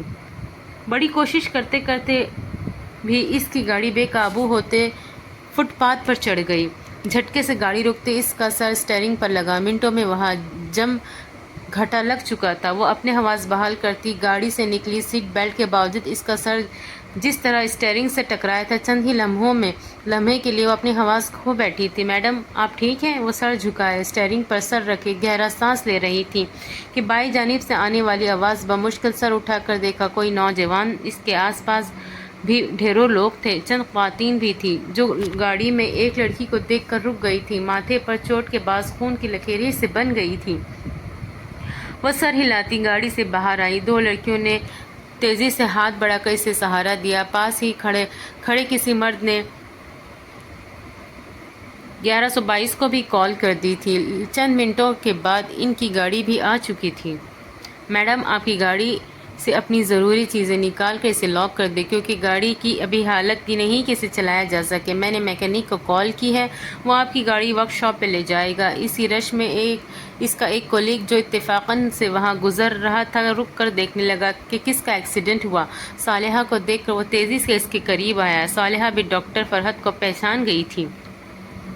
اس نے آگے بڑھ کر اس کا بیگ اس کے ہاتھ میں دیا اور گاڑی میں موجود باقی شاپرز نکال کے اپنی گاڑی میں رکھے۔ میں یہ آپ کے گھر پہنچا دیتا ہوں، آپ ابھی ہاسپٹل جائیں، ٹریٹمنٹ کروائیں، میں اریب کو لے کر آتا ہوں۔ وہ اریب کا کافی اچھا دوست تھا۔ صالحہ نے اس بات میں سر ہلایا۔ رات میں وہ اریب کے ساتھ واپس گھر آ چکی تھی۔ سمیہ بے حد پریشان تھی۔ بس اب تم شادی تک بالکل بھی گھر سے باہر نہیں نکلو گی، پتہ نہیں کس کی نظر لگ گئی ہے، وہ پریشانی سے اریب کو دیکھتے بولی، جس کے چہرے پر چٹانوں سے سختی تھی۔ آپ ریسٹ کریں، ممی ان کے لیے دودھ میں ہلدی بنا کر لائے۔ صالحہ کو اس کے کمرے کی جانب لے جاتے وہ ماں سے مخاطب ہوا۔ اس سے بیڈ پر لٹاتے وہ اس کے قریب ہی بیٹھ گیا۔ اس کا ہاتھ اریب کے دونوں ہاتھوں میں تھا، جن پر نگاہیں جمائے وہ نہ جانے کیا سوچ رہا تھا۔ I am sorry. چند لمحوں کے بعد اس کے منہ سے نکلنے والے الفاظ صالحہ کو ششدر کر گئے۔ ایسا کیوں کہہ رہے ہو تم؟ تمہارا کیا قصور؟ وہ حیران ہوئی۔ اریب جیسے خود پہ ضبط کر رہا تھا، بنا کچھ کہے اس کا ہاتھ چھوڑتا وہ کمرے سے نکل گیا۔ صالحہ اس کے رویے پہ مزید پریشان ہوئی۔ بہت پیاری لگ رہی ہو۔ ہنا نے محبت سے نوا کو دیکھا۔ کچھ دیر پہلے ہی وہ پارلر سے تیار ہو کر آئی تھی۔ ڈیپ ریڈ کے فون کلر کے لہنگے اور لانگ شرٹ پر بھاری کام والا دوپٹہ سر پر سلیقے سے سجائے ہلکے سے میک اپ کے ساتھ بھی وہ سب کی نظروں کو خیرہ کر رہی تھی۔ کچھ ہی دیر میں اریب اس کی فیملی پہنچنے والے تھے۔ فنکشن بہت بڑا نہیں کیا گیا تھا، مگر بارات کا ارینجمنٹ تھا۔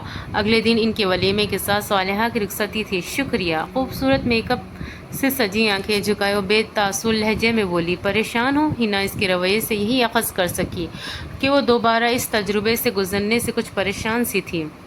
ہاں بھائی اور نہیں بھی، ہاں بھی اور نہیں بھی۔ وہ عجیب مخمصے کا شکار تھی، سمجھ نہیں آ رہا تھا کیا ہونے والا ہے۔ شاید واقعی وہ دوسری بار اس تجربے سے گزرنے پر پریشان تھی۔ ہنا ایک منٹ باہر آنا بیٹے۔ فرحانہ اسی لمحے کچھ پریشان سی اندر آئی۔ وہ ابھی نوا کے سامنے کوئی بات نہیں کرنا چاہتی تھی۔ جی۔ وہ فوراً ان کے پیچھے کمرے سے باہر آئی، لیکن باہر آتے ہی ان کی پریشانی صورت اور آنکھوں میں ہلکورے لیتے آنسو کو دیکھ کر بری طرح چونکی۔ کیا ہوا ہے؟ کوئی بھی جواب دینے کے بجائے انہوں نے ایک خاکی لفافہ اس کی جانب بڑھایا۔ ہنا نے کچھ الجھ کر لفافہ کھولا۔ اس میں نکلنے والے صفحے کو پڑھتے ہی وہ منہ پر ہاتھ رکھے گئی۔ یہ کیسے کر سکتے ہیں وہ لوگ؟ کاغذ پڑھتے ہی اس کا حال بھی فرحانہ سے کم نہ تھا۔ یہ سب کچھ کرنا تو پیچھے لگ کر رشتہ کیوں کیا؟ اس کی پریشانی اب طیش میں بدلی۔ تمہارے ابا بہت پریشان ہیں، کہہ رہے ہیں ابھی ان لوگوں کے گھر چلو، کوئی تماشا ہے؟ ہماری بیٹی کے بارات والے دن ان کا بیٹا طلاق دے کر خود کو سکون سے بیٹھا ہے۔ کس بات کا بدلہ نکالا ہے انہوں نے؟ میں صالحہ کو بھی فون کر رہی ہوں مگر وہ فون نہیں اٹھا رہی۔ وہ روتے ہوئے بولی، چلے اب میں بھی چلوں گی۔ وہ دوپٹہ سنبھالتی تیزی سے سیڑھیاں اترتے ہوئے بولی، وہ ابھی آفس سے واپس آیا تھا، اسے ضروری جانا تھا۔ آتے ساتھ ہی اس نے اسکائپ آن کیا۔ نوا کی آج رخصتی تھی۔ اس نے ہنا اور مینا سے کہہ کر اسے فنکشن میں آن لائن لے لیں تاکہ وہ کم از کم خود کو وہاں محسوس کرے۔ کچھ دیر تک وہ کوشش کرتا مگر دوسری جانب کوئی آن لائن نہ تھا۔ سر جھٹکتے اس نے فون کرنے کا سوچا۔ ارد گرد دیکھا، فون بیڈ سائڈ ٹیبل پہ پڑا تھا۔ جیسے ہی اس نے فون انلاک کیا، اریب کے میسج سب سے پہلے نظر آیا۔ وہ مسکراتے ہوئے میسج کھولنے لگا۔ یہی سوچ آئی کہ وہ اس سے وہاں نہ آنے کا شکوہ کر رہا ہوگا۔ میسج کھولتی جیسے وہ پڑھنے لگا، پہلے حیرت اور پھر غصے سے تاثرات اس چہرے پر واضح دیکھے جا سکتے تھے۔ حنظل بھائی، میں بہت مجبوری میں یہ قدم اٹھا رہا ہوں۔ مجھے نوا سے محبت ہے، مگر ان چند ماہ میں محبت کو میں اپنی سالوں کی ماں بہن اور کی محبت پر حاوی نہیں آنے دے سکتا۔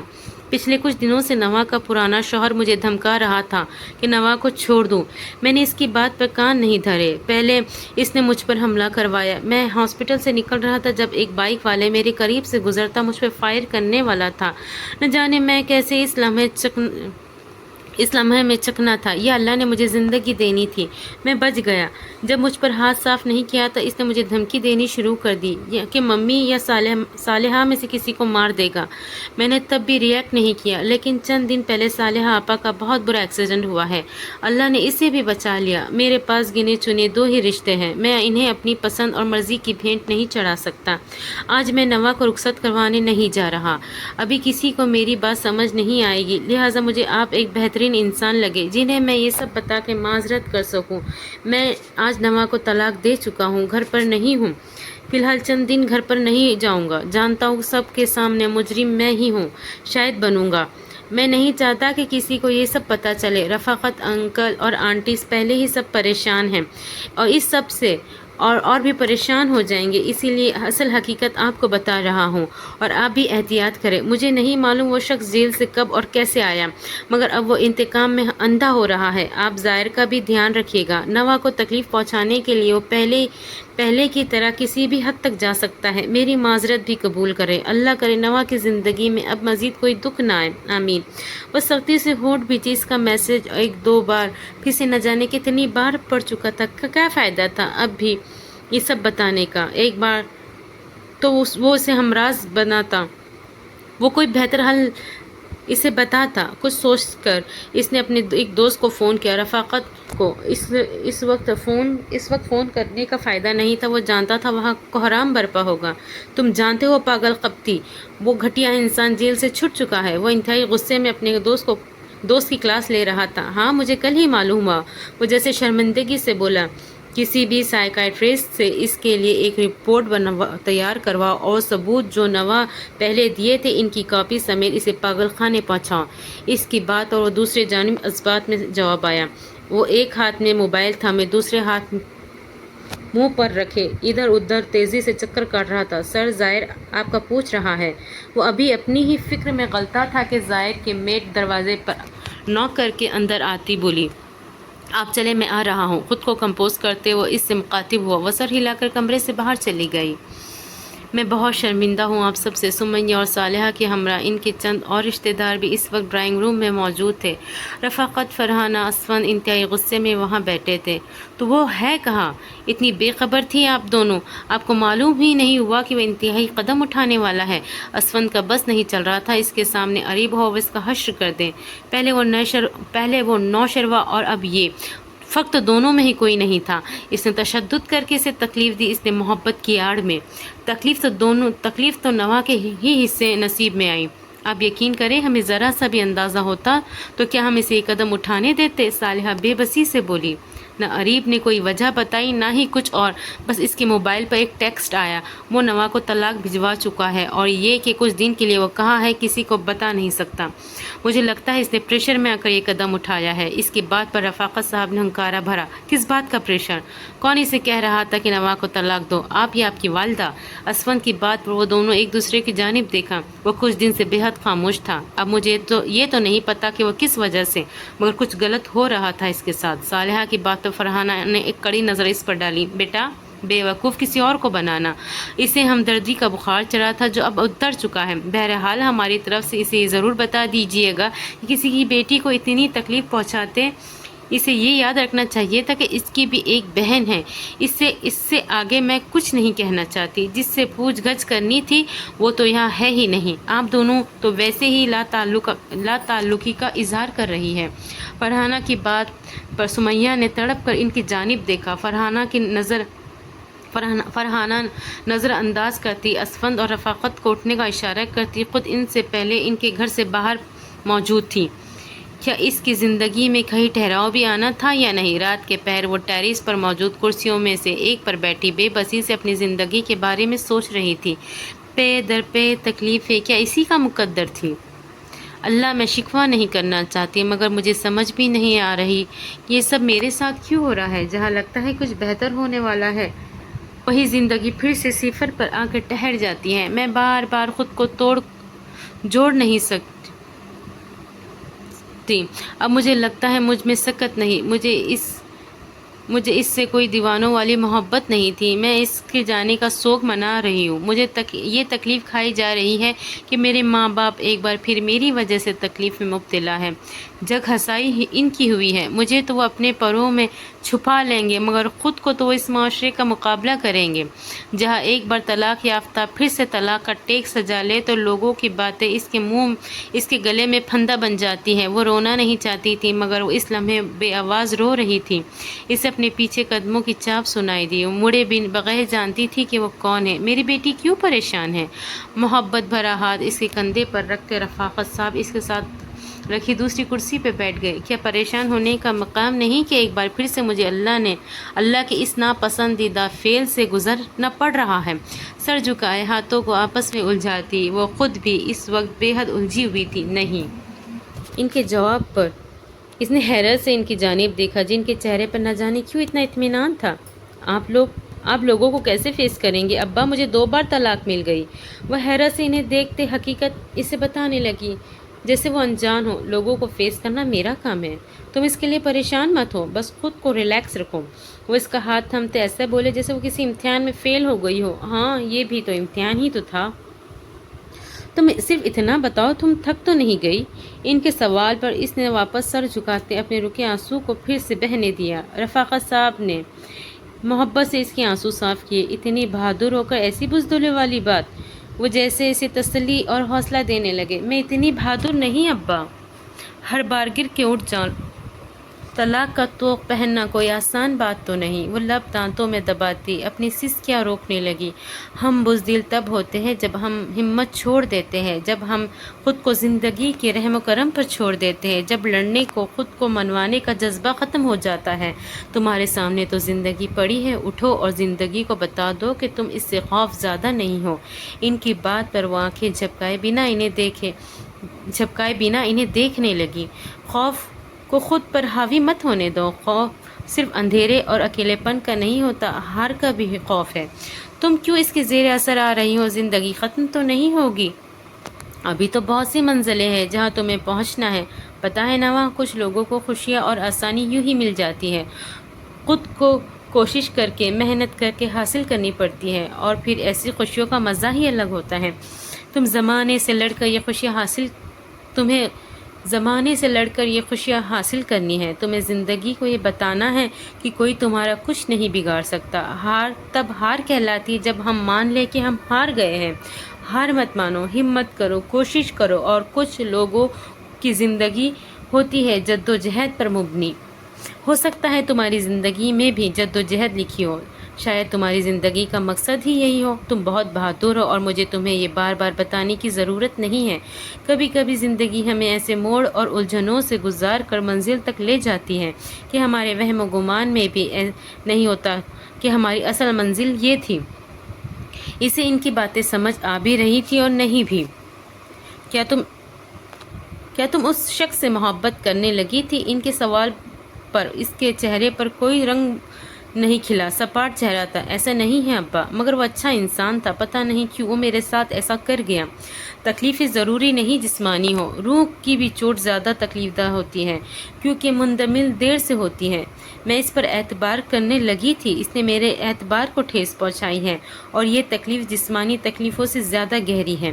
اس کی بات اور وہ اس کا ہاتھ تھپک کر سر ہلانے لگے جیسے کہ اس کے الفاظ اس کی تکلیف اس کا اندازہ لگا گئے ہو۔ یہ منزل نہیں تھی تمہاری نوا، بس یہ سوچو منزل کچھ اور ہے میرے بچہ۔ وہ اس کا سر تھپانے لگے۔ اور وہ کیا ہے؟ کیا آپ اس سے واقف ہیں؟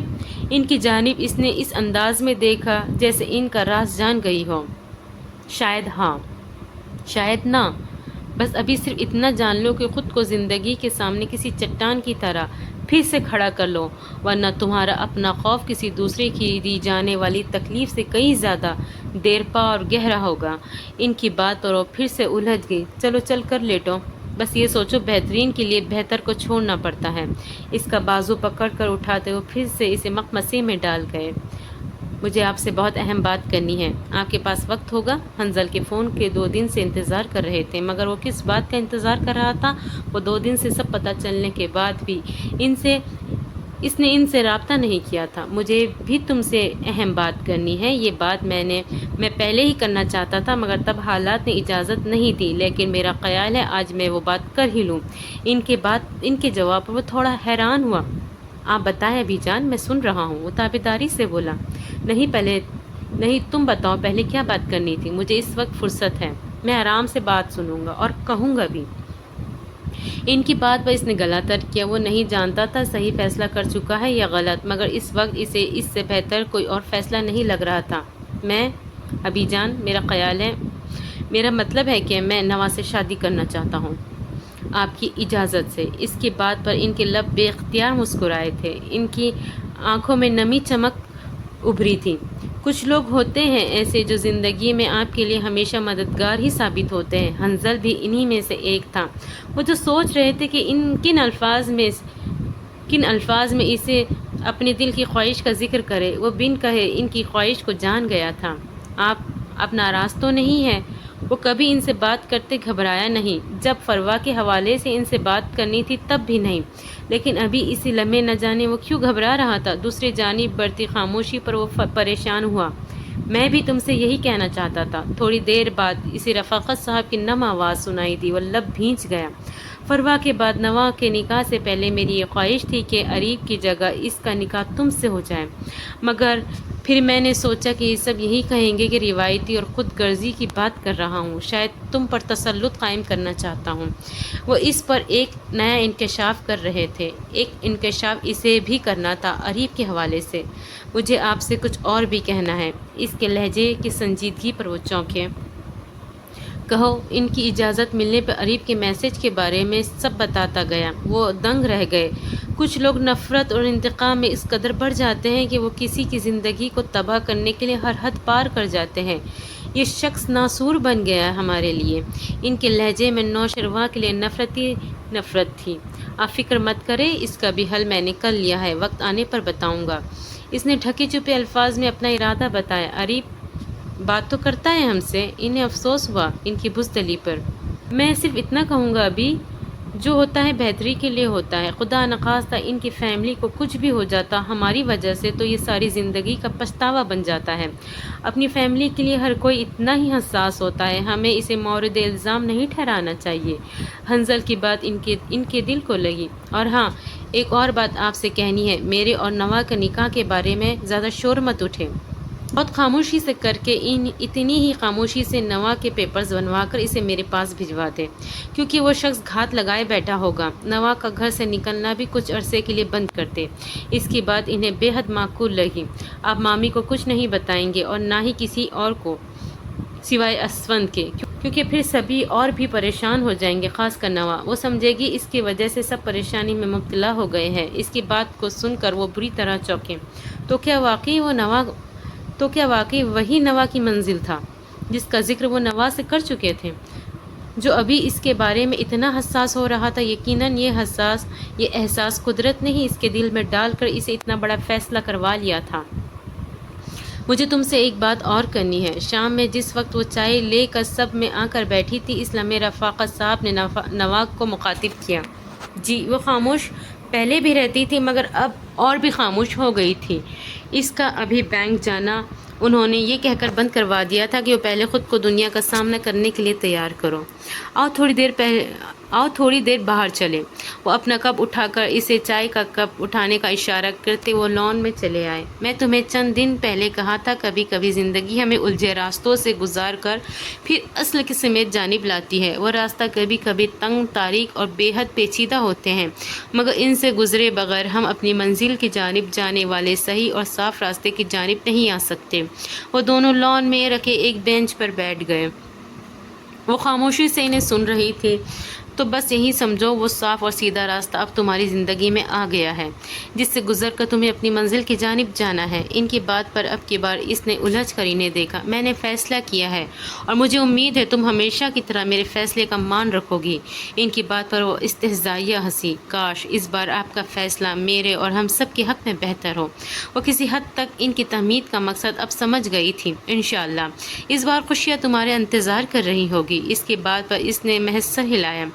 ہم اس ہفتے کے آخر میں تمہار اور حنزل کا نکاح کر رہے ہیں۔ اس کی بات پر اس نے جھٹکے سے سر اٹھا کر ششدر نگاہوں سے ان کی جانب دیکھا۔ اسی لیے کہا تھا میں، امید کرتا ہوں تم میری بات کا مان رکھو گی۔ وہ لب بستہ تھی، کیا کہتی؟ اور پھر چند دنوں میں اس کا نکاح حنزل سے آن لائن ہو گیا۔ نکاح ہوتے ہی اس کے پیپرز بننے کا سلسلہ شروع ہو گیا۔ وہ بس خاموش تماشائی بنی سب دیکھ رہی تھی۔ کبھی نہیں سوچا تھا وہ فروا جیسی جو دکھتی تھی اسی کی جگہ بھی حنزل کی زندگی میں لے لے گی، اور یہ تو ابھی تعین بھی نہیں ہوا تھا کہ حنزل اسے اپنی زندگی میں کیا جگہ دے گا، کیونکہ نکاح کے بعد اس کے پیپرز کے حوالے سے چند ایک بار اس کی حنزل سے نہایت مختصر بات ہوئی تھی۔ چھوڑ دو اب اس لڑکی کا پیچھا، جب سے وہ جیل سے آیا تھا اس پر بس ایک ہی دھن سوار تھی، وہ کسی طرح نوا کی زندگی برباد کرنی ہے۔ آپ اپنے کام سے کام رکھے۔ وہ سیڑھیاں اترتے اس وقت کہیں جانے کو تیار کھڑا تھا۔ نادرہ سیڑھیوں کے آخر میں کھڑی اسے تنقیدی نگاہوں سے دیکھ رہی تھی۔ ان کی بات کے جواب میں ٹکا سا جواب دیتا وہ موبائل پہ مصروف رہا۔ تمہیں ہم سب نظر نہیں آ رہے؟ اپنی بہن کا حال دیکھو، کیسے وہ دن رات ہاسپٹل میں زندگی اور موت کی کشمکش میں پڑی ہے، اور تمہیں اپنے انتقام کی سوچی ہوئی ہے۔ آپ دیدہ نگاہوں سے اسے دیکھتے گویا التجا کی۔ ہاں تو آپ کے اپنے کرتوتوں کی سزا ہے یہ۔ کیوں امیر گھر کے چکروں میں اس کی شادی کی اب بھگتے؟ شوہر تو اسے جلا کر نکل گیا اور ہم پر یہ مصیبت ڈال گیا۔ اس کا کرخت اور نفرت آمیز لہجہ انہیں کپ کپانے پر مجبور کر گیا۔ شاید واقعی یہ ان کے گناہوں کی سزا تھی۔ جیل سے آنے کے بعد انہوں نے جلدی میں بیٹی کی شادی ایک امیر گھرانے میں کر دی۔ شوہر عیاش تھا۔ ایک دن نشے کی دھت اس نے سامیہ سے جھڑپ ہونے پر اس نے کچن میں جا کر اسے جلا ڈالا۔ بیٹی ہاسپٹل میں پڑی تھی۔ بیٹا بھی سزا بن کر جیل سے واپس آ گیا اور اب پھر سے نوا کی زندگی برباد کرنے پر تلا تھا۔ بہن ہے وہ تمہاری، وہ جیسے اسے یاد دلا رہی تھی۔ کوئی کچھ نہیں لگتا میرا، خود تو آپ نکل آئی جیل سے مجھے وہاں پھنسا کر۔ جائے اب آپ میرے منہ مت لگے۔ وہ بدتمیزی سے بولتا وہاں سے نکلتا چلا گیا اور وہ سر تھام کر رہ گئی۔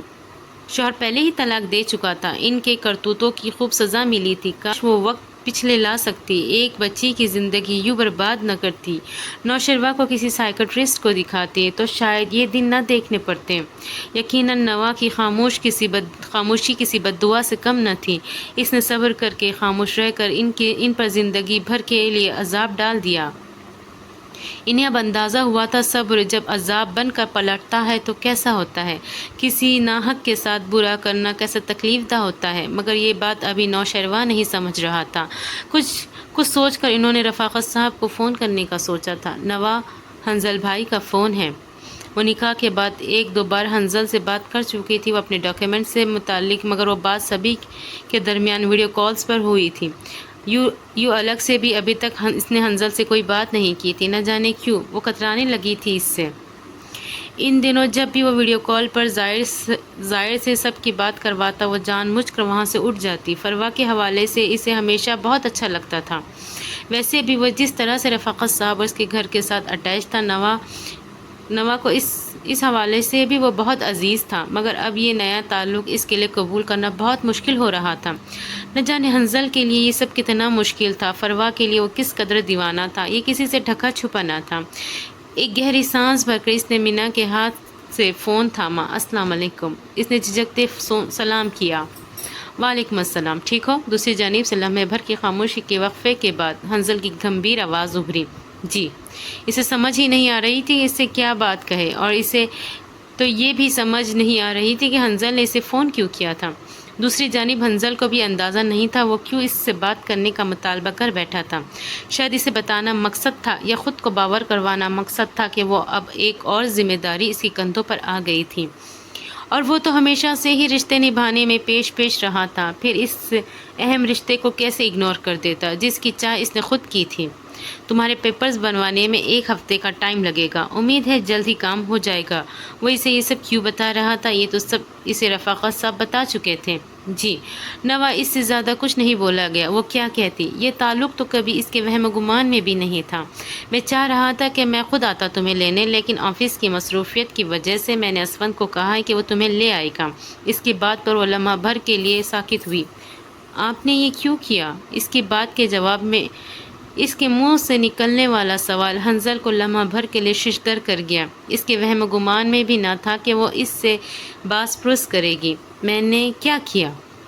کچھ لمحے کے توقف کے بعد اس نے سنجیدہ سی آواز ابھری، آپ کو اتنا بڑا قدم نہیں اٹھانا چاہیے تھا۔ وہ سوچے سمجھے بغیر اس کا احتساب کر رہی تھی۔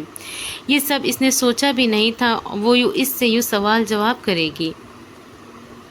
جب تمہاری سیٹس بک ہو جائے گی میں ابھی جان کو بتا دوں گا، اپنا خیال رکھنا۔ اس کے سوالوں کو اگنور کر کے وہ اس سے کچھ اور ہی کہہ رہا تھا۔ آپ آپا کو بھول گئے ہیں؟ اس کا اگلا سوال حنظل کو بری طرح تڑپا گیا۔ کچھ بھی کہے بنا اس نے فون کاٹ دیا۔ فون بند ہونے پر اسے جیسے ہوش آیا، اسے پتہ بھی نہیں چلا وہ بے آواز رو رہی تھی۔ یہ سب نہ جانے وہ کیسے کہہ گئی، مگر اسے لگا کہ اس نے ٹھیک کیا۔ وہ اسے پوچھنا چاہیے تھا کہ یہ سب، وہ تو فروا پر جان چھڑکتا تھا، تو پھر ہمدردی میں اتنا اندھا ہو گیا کہ اسی کی بہن سے شادی کر لی۔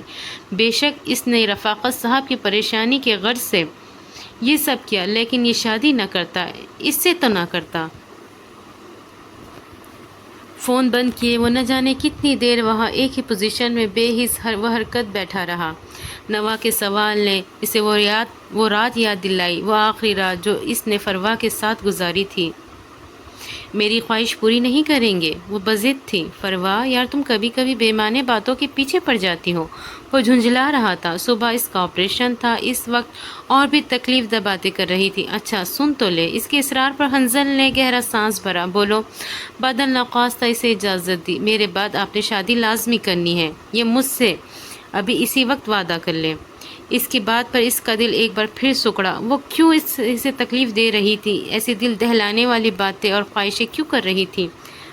نوا کا نکاح ہو رہا ہے، نہیں تو میں آپ سے وعدہ لے لیتی کہ اسی سے شادی کر لینا۔ وہ ہے بھی میرے جیسی، آپ کو میری یاد کم آتی اگر اس سے شادی کرتے، لیکن خیر میں چاہتی ہوں آپ بے نام نہ رہیں۔ ظاہر بھلے ہمارا ہے مگر وہ آپ کا خون نہیں ہے۔ میں چاہتی ہوں آپ اپنے بچے اس دنیا میں آئیں۔ پلیز حنظل وعدہ کرے میری اس خواہش کا مان رکھیں گے۔ وہ کیا کہہ رہی تھی، کیوں کہہ رہی تھی؟ وہ اس لمحے پاگل ہو رہا تھا اس کی باتوں سے، مگر جس رات اس نے اریب کے وہ میسج پڑھے، اسے لگا یہ لمحہ ہے اس کی آخری خواہش پوری کرنے کا۔ شاید قدرت نے اسے موقع دیا تھا وہ فروا کی اپنی اتنی چاہنے والی بیوی کی خواہش پوری کرے، اور بس پھر لمحوں میں فیصلہ ہوا تھا۔ مگر کیا یہ بات نوا کو بتا سکتا تھا؟ جو بھی تھا وہ اس فیز میں تھی کہ پہلے ہی وہ خود ترسی کا شکار تھی۔ تو ریڈرز یہ تھی آج کی ہماری تیسری قسط۔ امید کرتی ہوں آپ کو پسند آئیں گی۔ انشاءاللہ اگلی قسط میں پھر ملاقات ہوگی۔ جب تک کہ اپنا خیال رکھیے گا، سبسکرائب کریں میرے چینل کو اور شیئر کریں اپنے دوستوں کے ساتھ، اور لائک کریں، کمنٹ کریں۔ مجھے دیجیے اجازت۔ اللہ حافظ۔